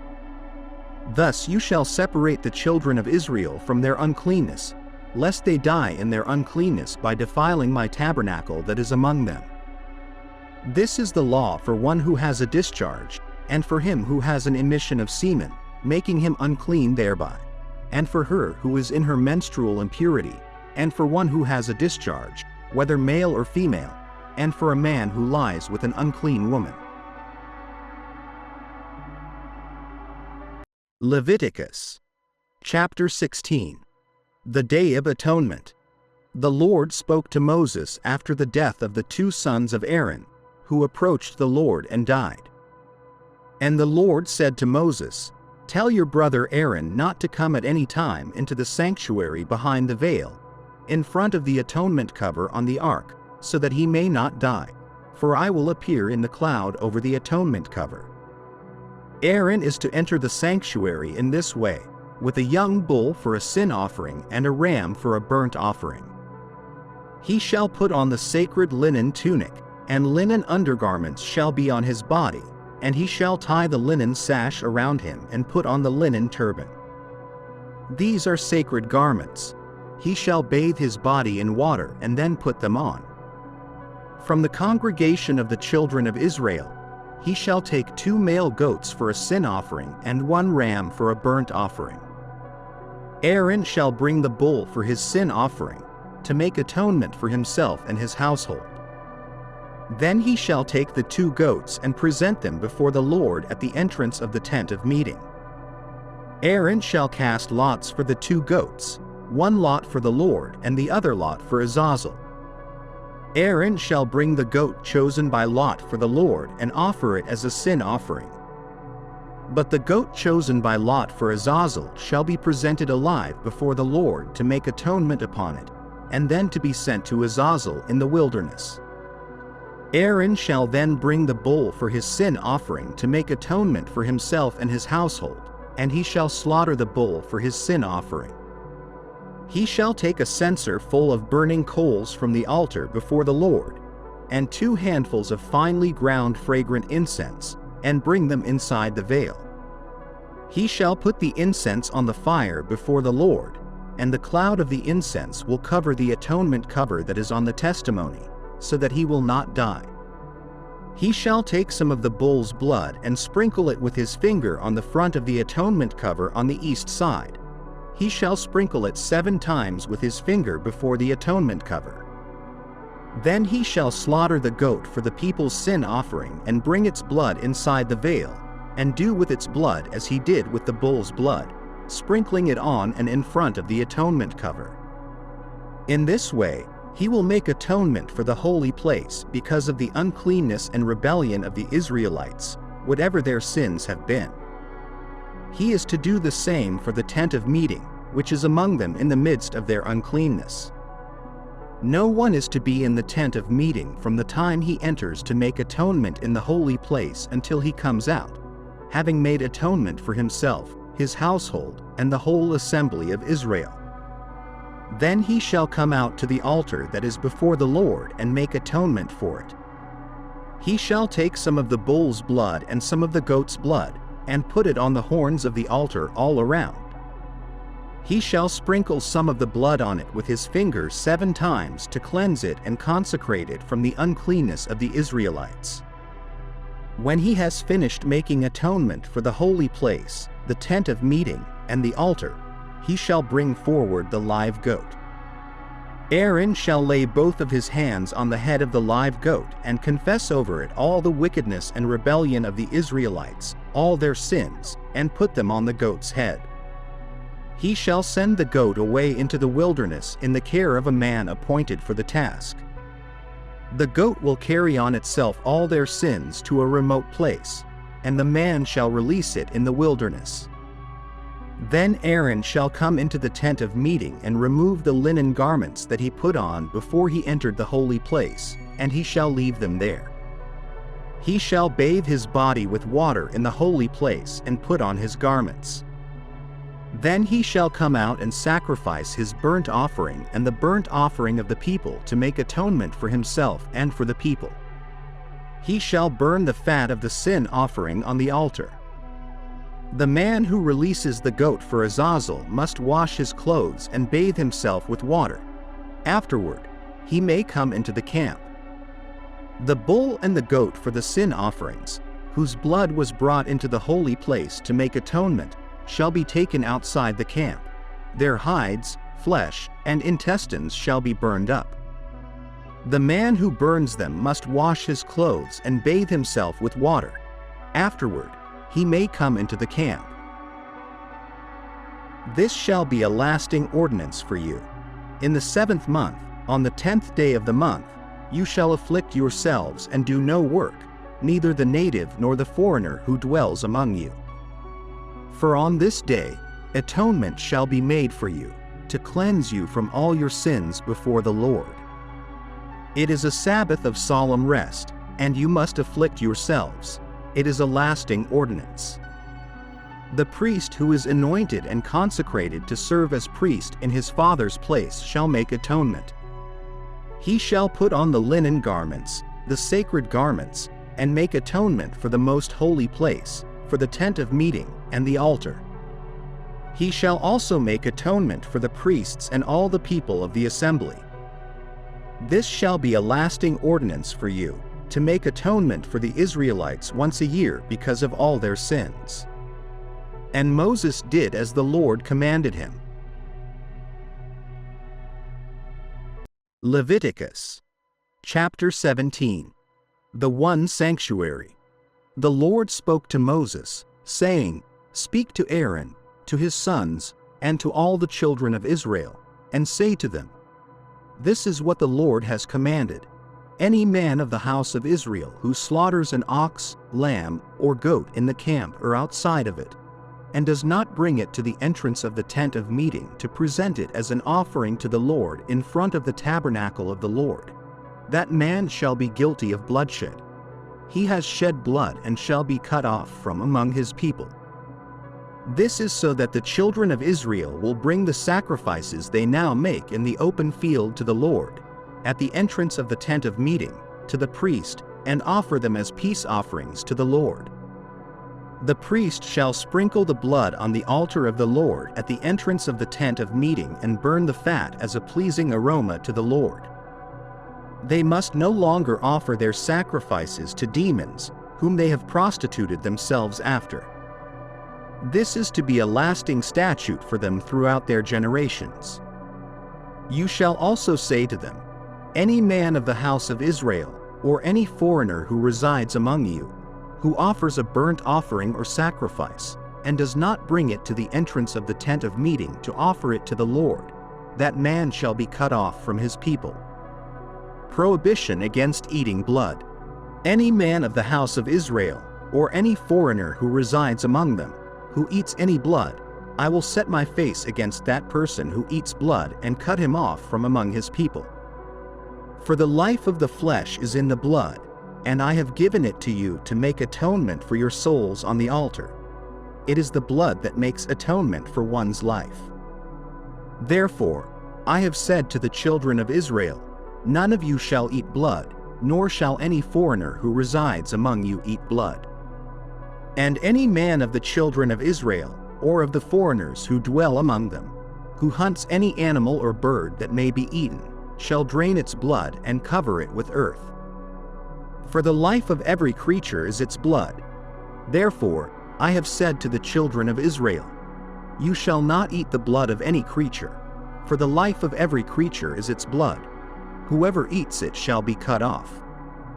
And any person, whether native born or foreign, who eats an animal that died naturally or was torn by beasts, shall wash his clothes and bathe himself with water, and he shall be unclean until evening.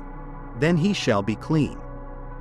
But if he does not wash them or bathe his body, he shall bear his guilt. Leviticus chapter 18. Prohibited acts of immorality. The Lord spoke to Moses, saying, speak to the children of Israel and say to them, I am the Lord your God. You shall not do as they do in the land of Egypt, where you lived, nor shall you do as they do in the land of Canaan, to which I am bringing you, nor shall you walk in their statutes. You shall observe my judgments and keep my statutes, walking in them.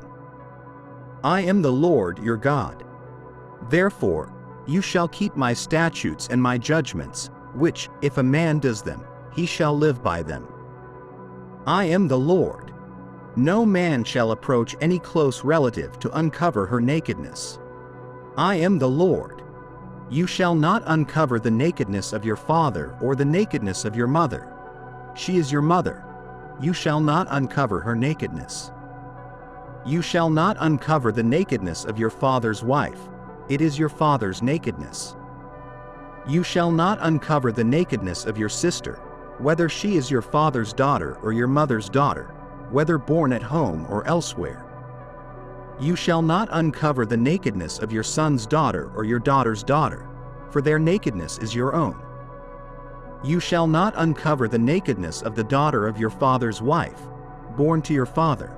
She is your sister. You shall not uncover the nakedness of your father's sister.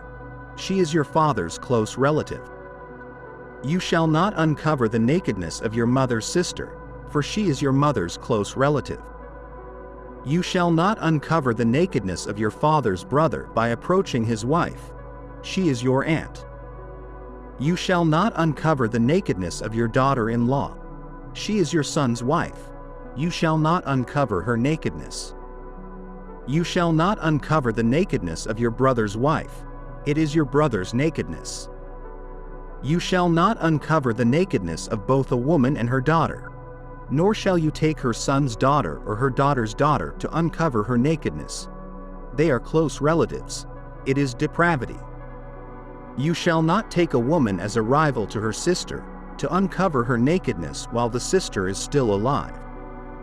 You shall not approach a woman to uncover her nakedness while she is in her menstrual impurity. Moreover, you shall not have sexual relations with your neighbor's wife, defiling yourself with her.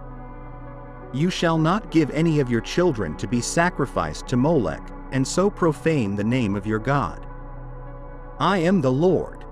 You shall not lie with a man as with a woman. It is an abomination. Nor shall you have sexual relations with any animal, defiling yourself with it. nor shall any woman stand before an animal to mate with it. It is perversion. Do not defile yourselves with any of these things. For by all these things, the nations I am driving out before you have become defiled. The land has become defiled. Therefore I punished its iniquity, and the land vomited out its inhabitants.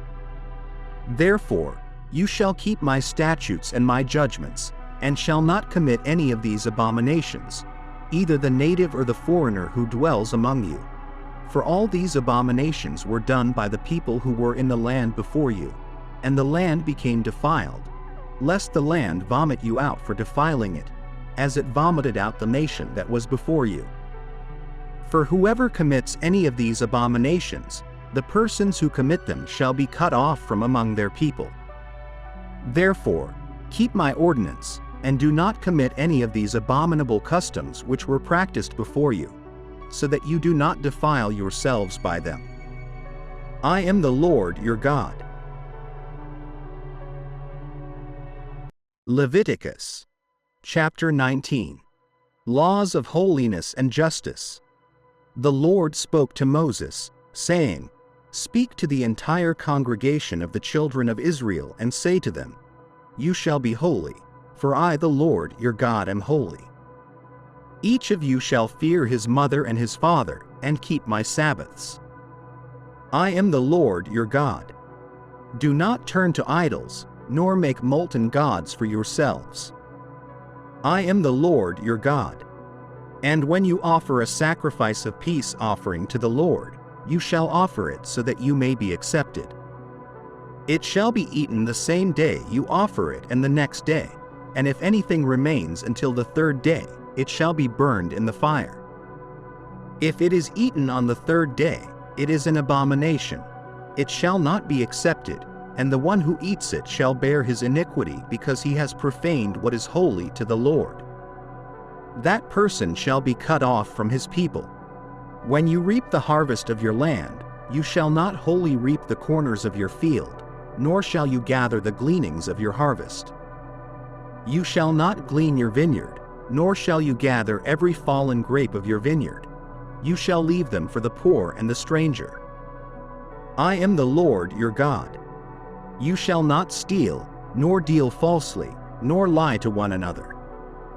And you shall not swear falsely by my name, thus profaning the name of your God. I am the Lord. You shall not oppress your neighbor, nor rob him. The wages of a hired servant shall not remain with you all night until morning. You shall not curse the deaf, nor put a stumbling block before the blind, but you shall fear your God. I am the Lord. You shall do no injustice in judgment. You shall not be partial to the poor, nor honor the person of the mighty. In righteousness, you shall judge your neighbor. You shall not go about as a talebearer among your people, nor shall you take a stand against the life of your neighbor. I am the Lord. You shall not hate your brother in your heart. You shall surely rebuke your neighbor and not bear sin because of him. You shall not take vengeance, nor bear any grudge against the children of your people, but you shall love your neighbor as yourself. I am the Lord. You shall keep my statutes. You shall not let your livestock breed with another kind, nor shall you sow your field with mixed seed, nor shall a garment of mixed linen and wool come upon you. If a man lies carnally with a woman who is a slave, betrothed to another man and not redeemed or given her freedom, there shall be punishment. They shall not be put to death because she was not free. He shall bring his guilt offering to the Lord, to the entrance of the tabernacle of meeting, a ram as a guilt offering. The priest shall make atonement for him with the ram of the guilt offering before the Lord for his sin which he has committed, and the sin he has committed shall be forgiven him. When you come into the land and have planted all kinds of trees for food, you shall consider their fruit as uncircumcised. For 3 years it shall be as uncircumcised to you, it shall not be eaten. But in the 4th year, all its fruit shall be holy, an offering of praise to the Lord. In the 5th year, you may eat its fruit, that it may yield to you its increase. I am the Lord your God. You shall not eat anything with the blood, nor shall you practice divination or soothsaying. You shall not shave around the sides of your head, nor shall you disfigure the edges of your beard. You shall not make any cuttings in your flesh for the dead, nor tattoo any marks on you. I am the Lord. Do not profane your daughter by making her a harlot, so that the land does not fall into harlotry and become full of wickedness. You shall keep my Sabbaths and reverence my sanctuary. I am the Lord. Do not turn to mediums or familiar spirits. Do not seek after them to be defiled by them. I am the Lord your God. You shall rise before the gray-headed and honor the presence of an old man and fear your God. I am the Lord. And if a stranger dwells with you in your land, you shall not mistreat him. The stranger who dwells among you shall be to you as one born among you, and you shall love him as yourself, for you were strangers in the land of Egypt. I am the Lord your God. You shall do no injustice in judgment, in measurement of length, weight, or volume. You shall have honest scales, honest weights, an honest ephah, and an honest hin. I am the Lord your God, who brought you out of the land of Egypt. Therefore, you shall keep all my statutes and all my judgments and perform them. I am the Lord. Leviticus chapter 20. Punishments for acts of immorality. The Lord spoke to Moses, saying, Say to the children of Israel, any man of the children of Israel, or of the foreigners who dwell in Israel, who gives any of his children to Molech shall surely be put to death. The people of the land shall stone him.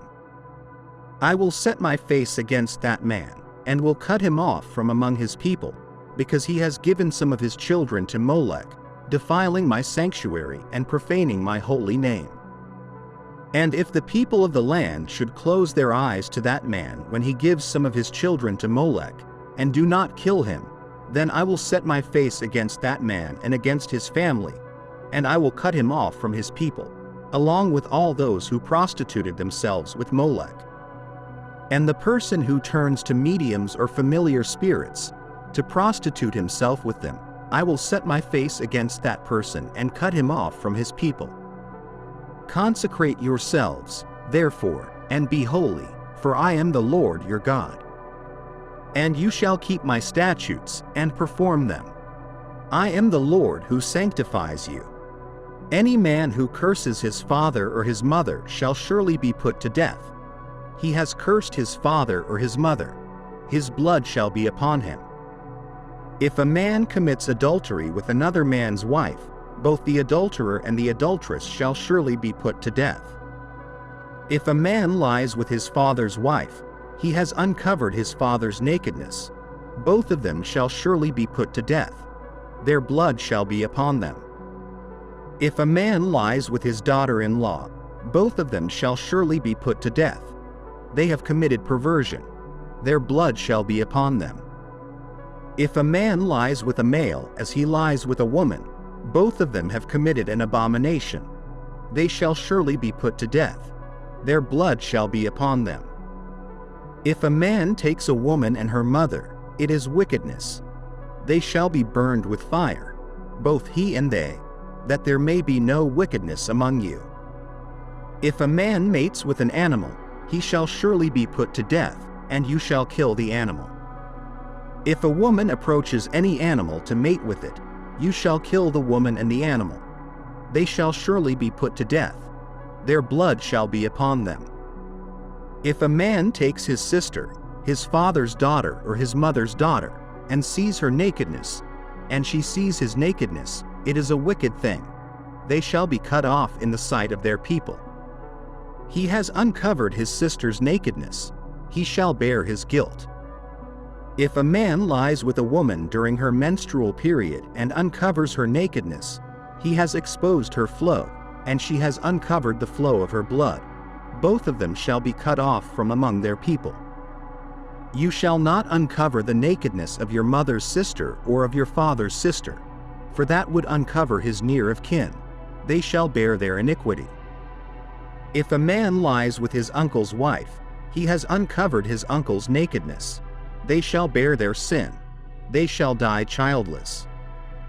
If a man takes his brother's wife, it is an unclean thing. He has uncovered his brother's nakedness. They shall be childless.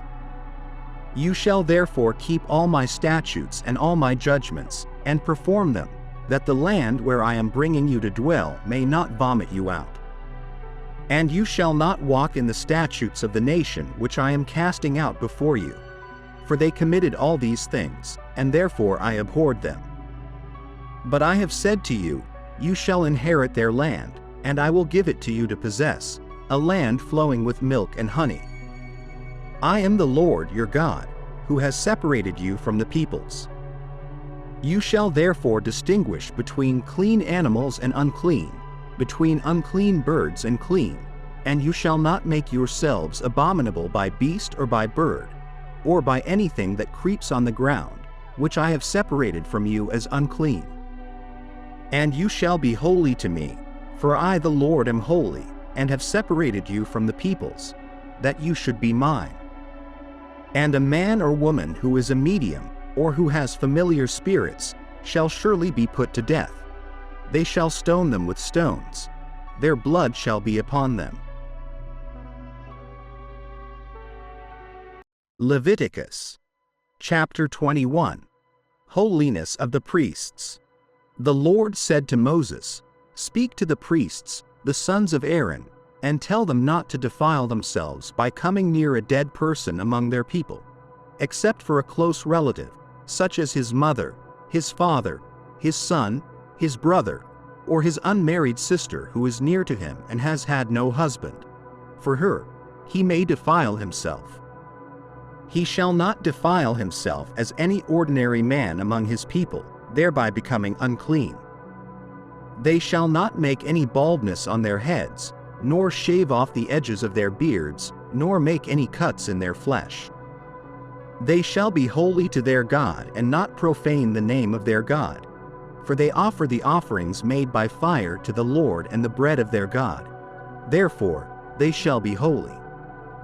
They shall not marry a woman who is a prostitute or has been defiled, nor shall they marry a woman divorced from her husband, for the priest is holy to his God.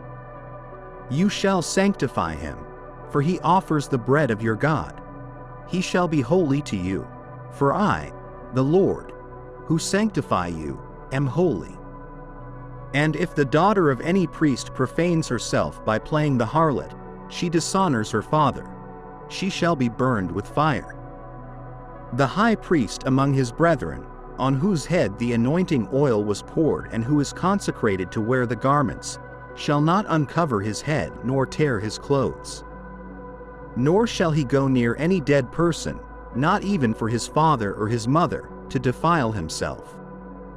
He shall not go out of the sanctuary, nor profane the sanctuary of his God, for the consecration of the anointing oil of his God is upon him.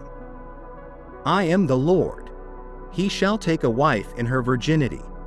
He shall not take a widow, a divorced woman, or a defiled woman, or a prostitute, but he shall marry a virgin from his own people, so that he does not profane his offspring among his people. For I am the Lord who sanctifies him.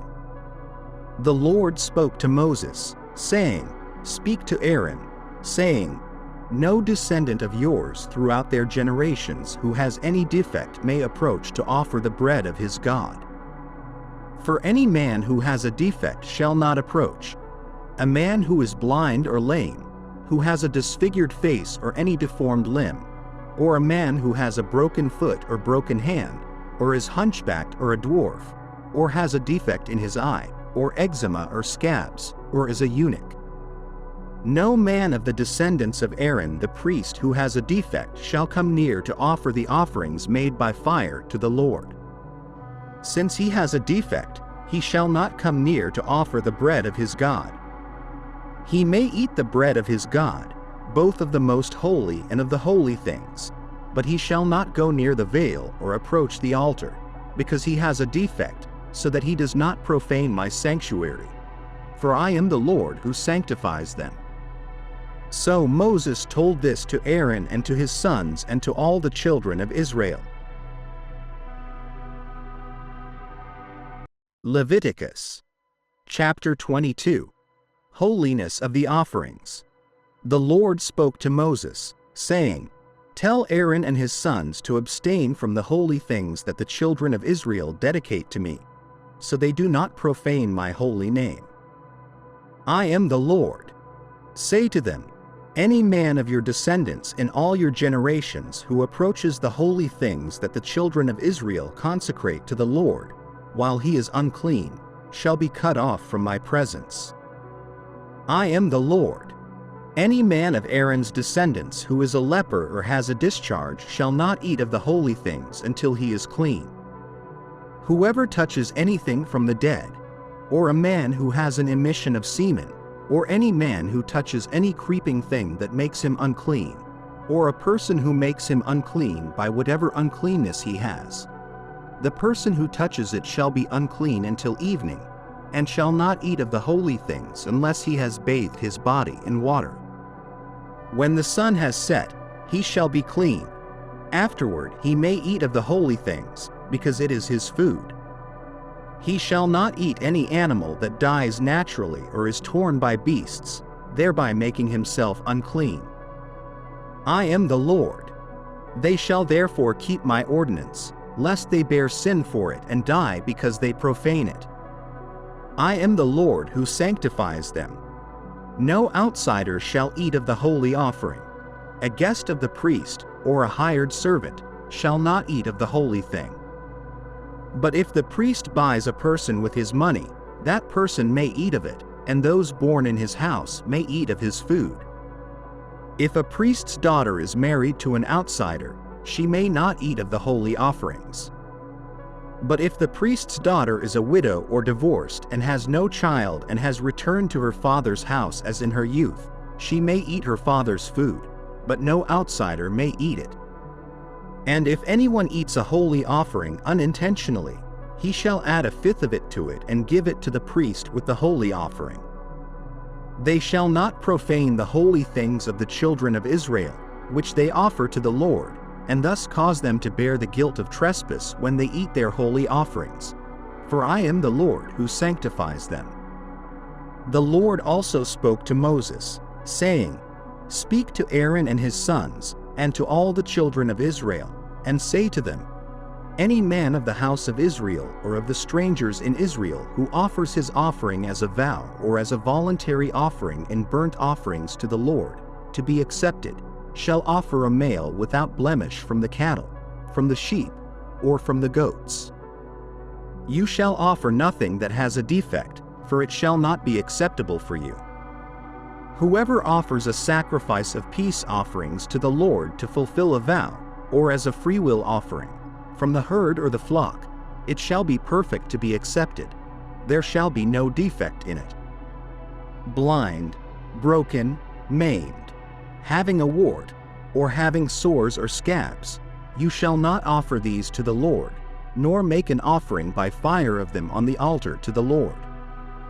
A bull or lamb that has any deformity or is stunted, you may offer as a freewill offering, but for a vow it shall not be accepted.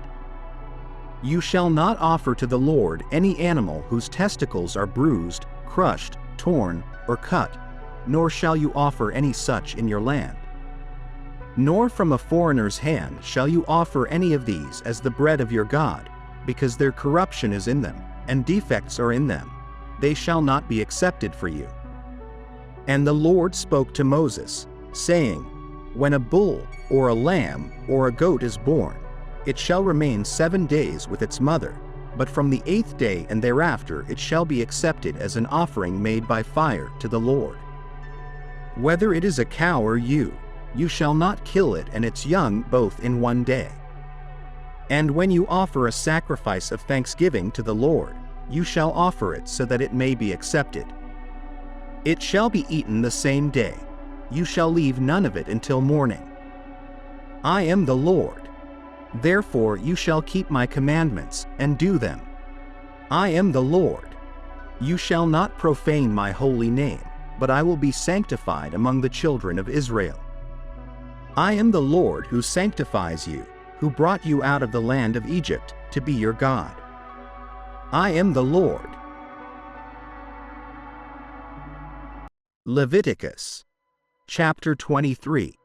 The Solemn Feasts. The Lord spoke to Moses, saying, Speak to the children of Israel and say to them, The solemn feasts of the Lord, which you shall proclaim as holy convocations, are these. 6 days shall work be done, but the 7th day is a Sabbath of rest, a holy convocation. You shall do no work on it. It is the Sabbath of the Lord in all your dwellings. These are the feasts of the Lord, the holy convocations which you shall proclaim at their appointed times.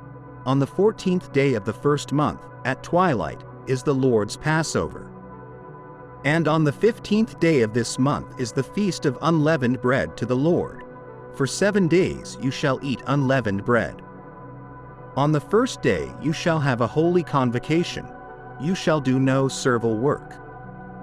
And for 7 days you shall offer an offering made by fire to the Lord.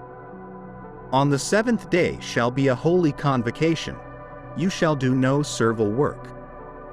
Then the Lord spoke to Moses, saying, Speak to the children of Israel and say to them, When you come into the land which I give to you and reap its harvest, then you shall bring a sheaf of the first fruits of your harvest to the priest.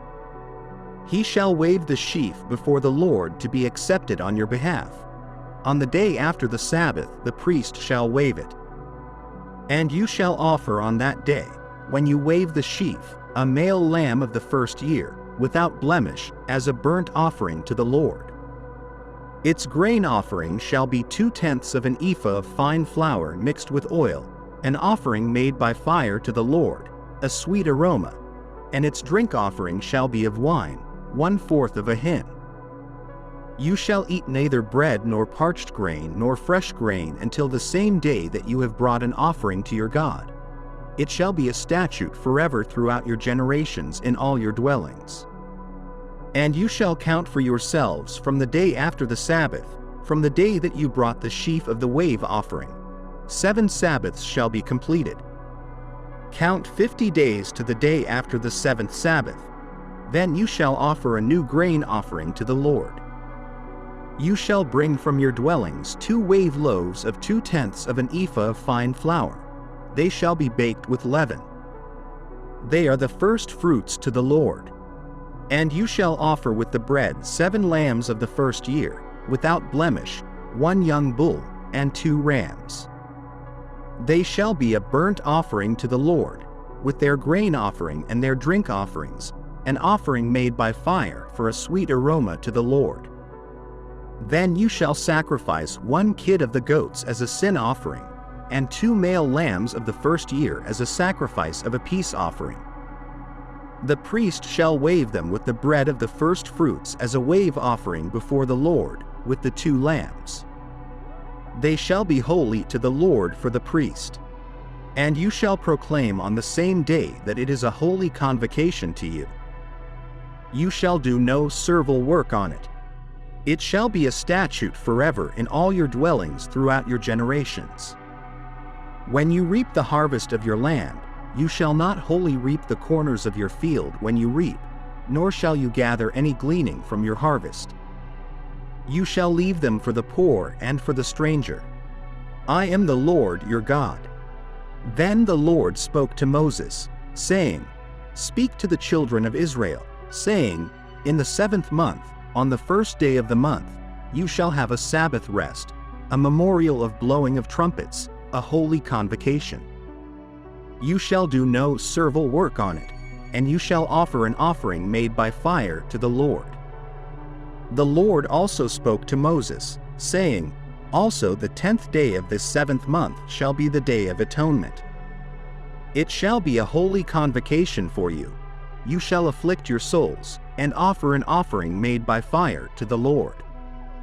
And you shall do no work on that same day, for it is the Day of Atonement, to make atonement for you before the Lord your God.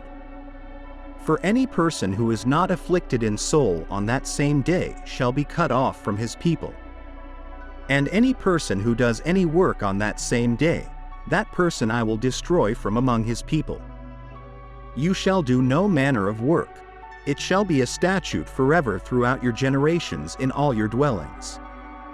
It shall be to you a Sabbath of solemn rest, and you shall afflict your souls. On the 9th day of the month at evening, from evening to evening, you shall celebrate your Sabbath. Then the Lord spoke to Moses, saying, Speak to the children of Israel, saying, The 15th day of this 7th month shall be the Feast of Tabernacles for 7 days to the Lord. On the first day there shall be a holy convocation. You shall do no servile work on it. For 7 days you shall offer an offering made by fire to the Lord. On the 8th day you shall have a holy convocation, and you shall offer an offering made by fire to the Lord. It is a sacred assembly, and you shall do no servile work on it. These are the feasts of the Lord which you shall proclaim to be holy convocations, to offer an offering made by fire to the Lord, a burnt offering and a grain offering, a sacrifice and drink offerings, everything on its day, besides the Sabbaths of the Lord, besides your gifts, besides all your vows, and besides all your freewill offerings which you give to the Lord. Also on the 15th day of the 7th month, when you have gathered in the fruit of the land, you shall keep the feast of the Lord for 7 days. On the first day there shall be a Sabbath rest, and on the 8th day a Sabbath rest.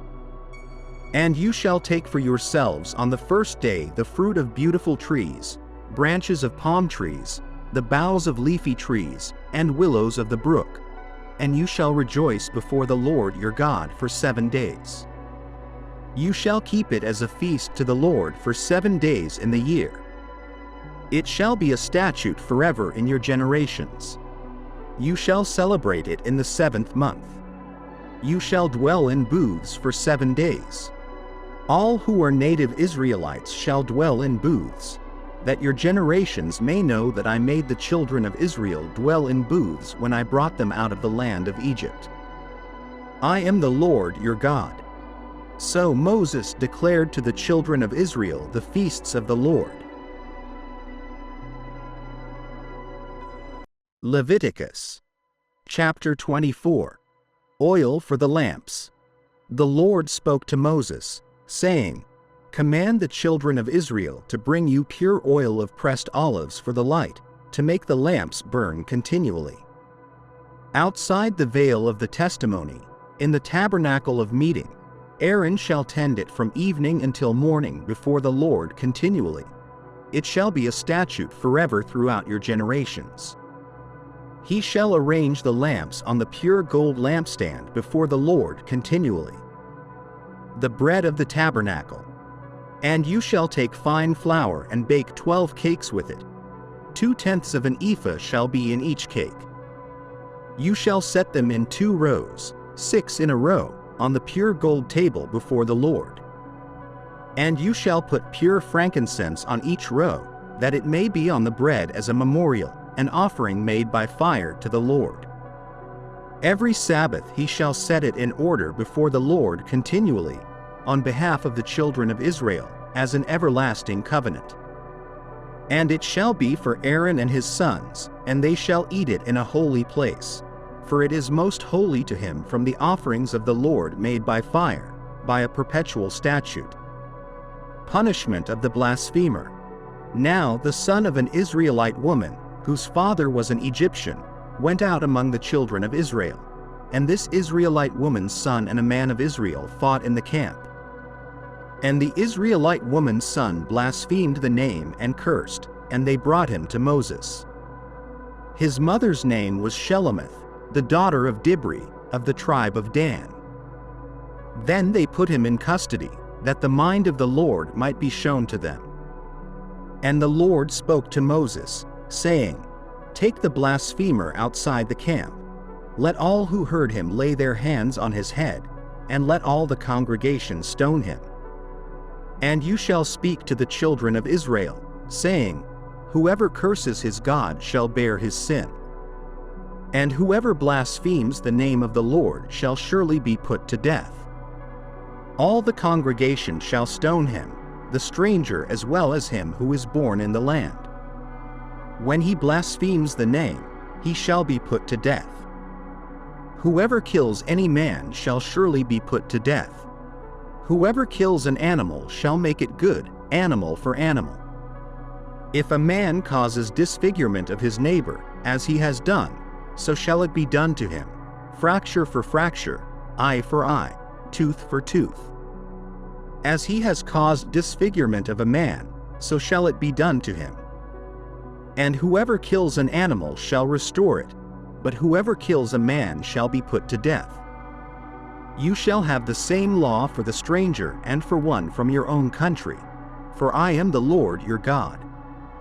And Moses spoke to the children of Israel, and they took the blasphemer outside the camp and stoned him with stones. Thus the children of Israel did as the Lord commanded Moses. Leviticus chapter 25. The year of rest for the land and the year of Jubilee. The Lord spoke to Moses on Mount Sinai, saying, Speak to the children of Israel and say to them, When you enter the land that I am giving you, the land shall keep a Sabbath to the Lord. For 6 years you shall sow your field, and for 6 years you shall prune your vineyard and gather its fruit. But in the 7th year, the land shall have a Sabbath of rest, a Sabbath to the Lord. You shall not sow your field, nor prune your vineyard. What grows of itself in your harvest, you shall not reap, and the grapes of your unpruned vines you shall not gather. It shall be a year of rest for the land. But the Sabbath produce of the land shall provide food for you, for your servant, for your maidservant, for your hired servant, and for the foreigner who dwells with you, and for your livestock and the beasts that are in your land. All of its yield shall be for food. And you shall count 7 Sabbaths of years, 7 times 7 years, so that the time of the 7 Sabbaths of years shall be to you 49 years. Then you shall sound the loud trumpet in the 7th month, on the 10th day of the month. On the day of atonement, you shall make the trumpet sound throughout all your land. And you shall consecrate the 50th year and proclaim liberty throughout the land to all its inhabitants. It shall be a jubilee to you, and each of you shall return to his possession, and each of you shall return to his family. That 50th year shall be a jubilee to you. In it, you shall neither sow nor reap what grows of itself, nor gather from the unpruned vines, for it is a jubilee. It shall be holy to you. You shall eat its produce from the field. In this year of Jubilee, each of you shall return to his possession. And if you sell anything to your neighbor or buy from your neighbor's hand, you shall not wrong one another. According to the number of years after the Jubilee, you shall buy from your neighbor, and according to the number of years of crops, he shall sell to you. The more years there are, you shall increase the price, and the fewer years, you shall diminish the price, for he sells to you according to the number of the harvests. And you shall not wrong one another, but you shall fear your God, for I am the Lord your God. Therefore, you shall execute my statutes, keep my ordinances, and perform them, and you shall dwell in the land in safety. Then the land shall yield its fruit, and you shall eat your fill and dwell there in safety. And if you say, What shall we eat in the 7th year? Behold, we shall not sow, nor gather our produce. Then I will command my blessing on you in the 6th year, and it will bring forth produce for 3 years. And you shall sow in the 8th year and eat old produce until the 9th year. Until its produce comes in, you shall eat the old harvest. The land shall not be sold permanently, for the land is mine, for you are strangers and sojourners with me. Therefore, in all the land of your possession, you shall grant redemption of the land. If your brother becomes poor and sells some of his possession, then his nearest relative shall come and redeem what his brother has sold. And if the man has no one to redeem it, but he himself becomes able to redeem it, then he shall count the years since its sale and restore the balance to the man to whom he sold it, and he shall return to his possession. But if he is not able to recover it, then what was sold shall remain in the hand of him who bought it until the year of Jubilee. And in the Jubilee it shall be released, and he shall return to his possession. If a man sells a house in a walled city, he may redeem it within a year after it is sold. Within a full year, he may redeem it. But if it is not redeemed within the space of a full year, then the house in the walled city shall belong permanently to him who bought it throughout his generations. It shall not be released in the Jubilee. However, houses in villages without walls around them shall be counted as fields of the country. They may be redeemed, and they shall be released in the Jubilee. Yet the cities of the Levites, they may redeem the houses in the cities of their possession at any time. And if anyone purchases from the Levites, then the house that was sold, and the city of his possession, shall be released in the Jubilee, for the houses in the cities of the Levites are their possession among the children of Israel. But the field of the common land of their cities may not be sold, for it is their perpetual possession. If your brother becomes poor and leans on you, you shall help him, as a stranger or a sojourner, that he may live with you. You shall not charge him interest or take profit from him, but you shall fear your God, that your brother may live with you. You shall not lend him your money at interest, nor lend him your food at a profit. I am the Lord your God, who brought you out of the land of Egypt, to give you the land of Canaan and to be your God. If your brother becomes poor with you and sells himself to you, you shall not make him serve as a slave. As a hired servant and as a sojourner he shall be with you, and shall serve you until the year of Jubilee. And then he shall depart from you, he and his children with him, and shall return to his own family, and to the possession of his fathers. For they are my servants, whom I brought out of the land of Egypt. They shall not be sold as slaves. You shall not rule over him with rigor, but you shall fear your God. And as for your male and female slaves whom you may have, from the nations that are around you, you may buy male and female slaves. Moreover, you may buy the children of the strangers who dwell among you, and their families who are with you, which they have begotten in your land, and they shall become your property. And you may leave them as an inheritance for your children after you, to inherit them as a possession. They shall be your slaves forever. But regarding your brethren, the children of Israel, you shall not rule over one another with rigor. If a stranger or a sojourner with you becomes rich, and your brother beside him becomes poor, and sells himself to the stranger or sojourner with you, or to a member of the stranger's family, after he is sold, he may be redeemed again. One of his brothers may redeem him, or his uncle's son may redeem him, or anyone who is near of kin to him in his family may redeem him, or if he is able, he may redeem himself. Then he shall reckon with him who bought him from the year that he was sold to him until the year of Jubilee, and the price of his release shall be according to the number of years, according to the time of a hired servant for him. If there are still many years remaining, he shall repay part of the price of his redemption from the money that was paid for him. And if there remain but a few years until the year of Jubilee, then he shall reckon with him, and according to his years, he shall repay the price of his redemption. He shall be with him as a yearly hired servant, and he shall not rule with rigor over him in your sight. And if he is not redeemed in these years, then he shall be released in the year of Jubilee, he and his children with him.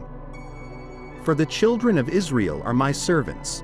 They are my servants, whom I brought out of the land of Egypt. I am the Lord your God. Leviticus chapter 26.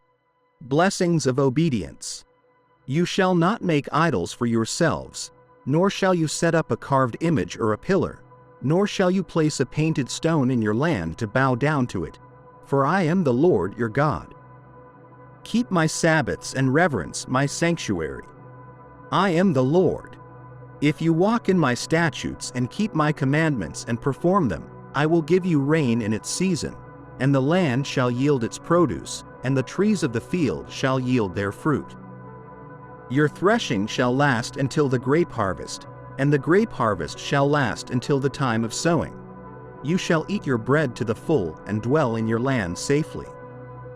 I will give peace in the land, and you shall lie down, and no one shall make you afraid. I will rid the land of evil beasts, and the sword will not go through your land. You will chase your enemies, and they shall fall by the sword before you. 5 of you shall chase 100, and 100 of you shall put 10,000 to flight, and your enemies shall fall by the sword before you. For I will turn to you, make you fruitful, multiply you, and confirm my covenant with you. You shall eat the old harvest and clear out the old because of the new. I will set my dwelling among you, and my soul shall not abhor you. I will walk among you and be your God, and you shall be my people.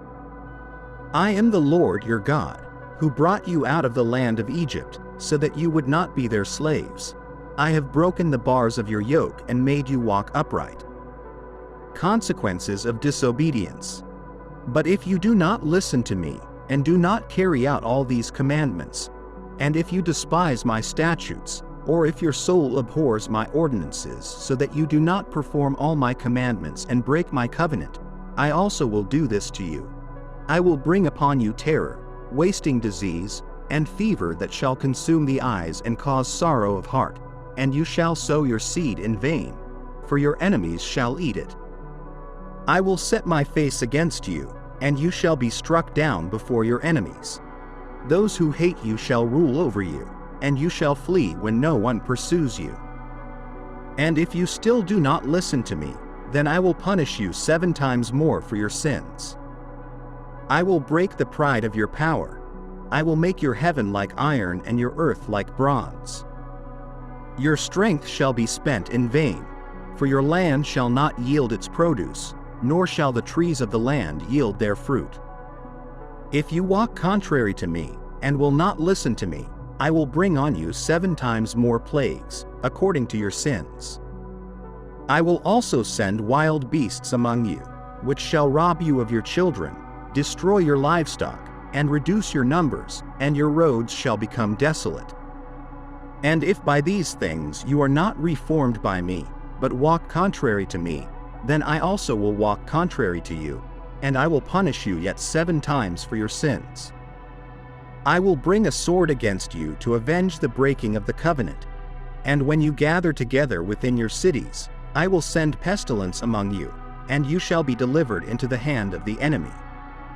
When I cut off your supply of bread, 10 women shall bake your bread in one oven, and they shall bring back your bread by weight, and you shall eat and not be satisfied. And if, in spite of this, you still do not listen to me, but walk contrary to me, then I will walk contrary to you in fury, and I, even I, will chastise you 7 times for your sins. You shall eat the flesh of your sons, and you shall eat the flesh of your daughters. I will destroy your high places, cut down your incense altars, and cast your carcasses on the carcasses of your idols, and my soul shall abhor you. I will lay waste your cities and bring your sanctuaries to desolation, and I will not smell the fragrance of your sweet aromas. I will make the land desolate, and your enemies who dwell in it shall be appalled by it. I will scatter you among the nations and draw out a sword after you. Your land shall be desolate and your cities a waste. Then the land shall enjoy its Sabbaths as long as it lies desolate and you are in your enemy's land. Then the land shall rest and enjoy its Sabbaths. As long as it lies desolate it shall rest, because it did not rest on your Sabbaths when you dwelt in it. And as for those of you who are left, I will send faintness into their hearts in the lands of their enemies. The sound of a shaking leaf shall cause them to flee, and they shall flee as though fleeing from a sword, and they shall fall when no one pursues. They shall stumble over one another as if fleeing from a sword, though no one pursues, and you shall have no power to stand before your enemies. You shall perish among the nations, and the land of your enemies shall consume you. And those of you who are left shall waste away in their enemies' lands because of their iniquity, and also because of the iniquities of their fathers they shall waste away with them. But if they confess their iniquity and the iniquity of their fathers, with their unfaithfulness in which they were unfaithful to me, and that they also have walked contrary to me, and that I also have walked contrary to them and have brought them into the land of their enemies, if their uncircumcised hearts are humbled, and they accept their guilt, then I will remember my covenant with Jacob, and my covenant with Isaac, and my covenant with Abraham I will remember. I will remember the land. But the land shall be abandoned by them, and it shall enjoy its Sabbaths while it lies desolate without them, and they shall accept their guilt, because they despised my ordinances and their soul abhorred my statutes.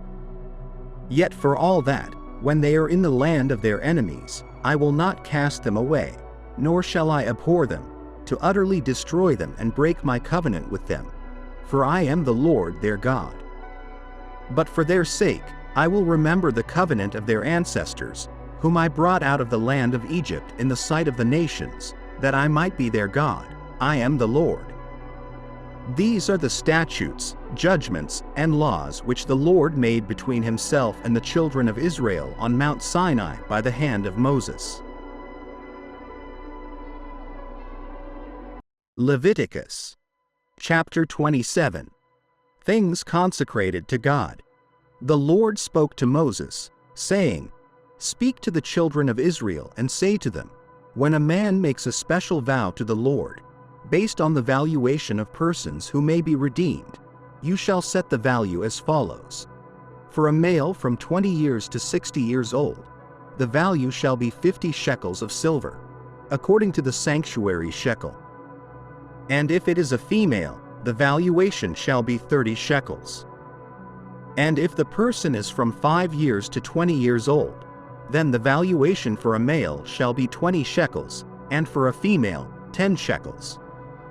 And if the person is from 1 month to 5 years old, then your valuation shall be 5 shekels of silver for a male, and 3 shekels of silver for a female.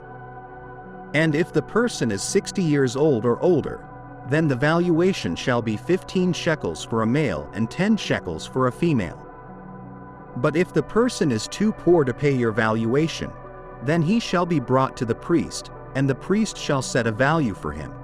According to what the person who made the vow can afford, the priest shall set the value. If it is an animal that may be offered as an offering to the Lord, anything given to the Lord from such animals shall be holy. It shall not be exchanged or substituted, good for bad or bad for good. And if he at all exchanges animal for animal, both it and the one exchanged for it shall be holy. If it is any unclean animal that may not be offered to the Lord, then the animal shall be presented before the priest, and the priest shall set its value, whether good or bad, according to the valuation of the priest, so it shall be. But if he wishes to redeem it, he shall add 1/5 to your valuation. When a man dedicates his house as holy to the Lord, the priest shall assess its value, whether good or bad. As the priest values it, so it shall stand. And if he who dedicated it wishes to redeem his house, he shall add 1/5 of the money of your valuation to it, and it shall be his. If a man dedicates to the Lord part of the field of his possession, then your valuation shall be according to the seed needed for it. A homer of barley seed shall be valued at 50 shekels of silver. If he dedicates his field from the year of Jubilee, according to your valuation it shall stand.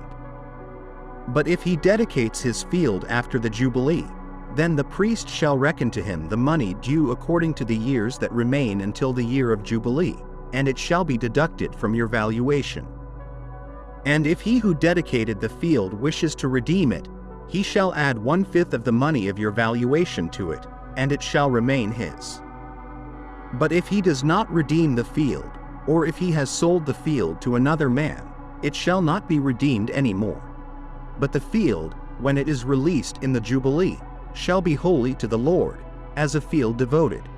It shall be the possession of the priest. And if a man dedicates to the Lord a field which he has bought, which is not part of his possession, then the priest shall reckon to him the amount of your valuation up to the year of Jubilee, and he shall give your valuation on that day, as a holy offering to the Lord. In the year of Jubilee, the field shall return to the one from whom he bought it, to whom the possession of the land belongs.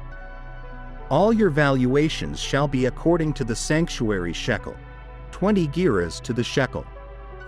But the firstborn of the animals, which as a firstborn belongs to the Lord, no man shall dedicate.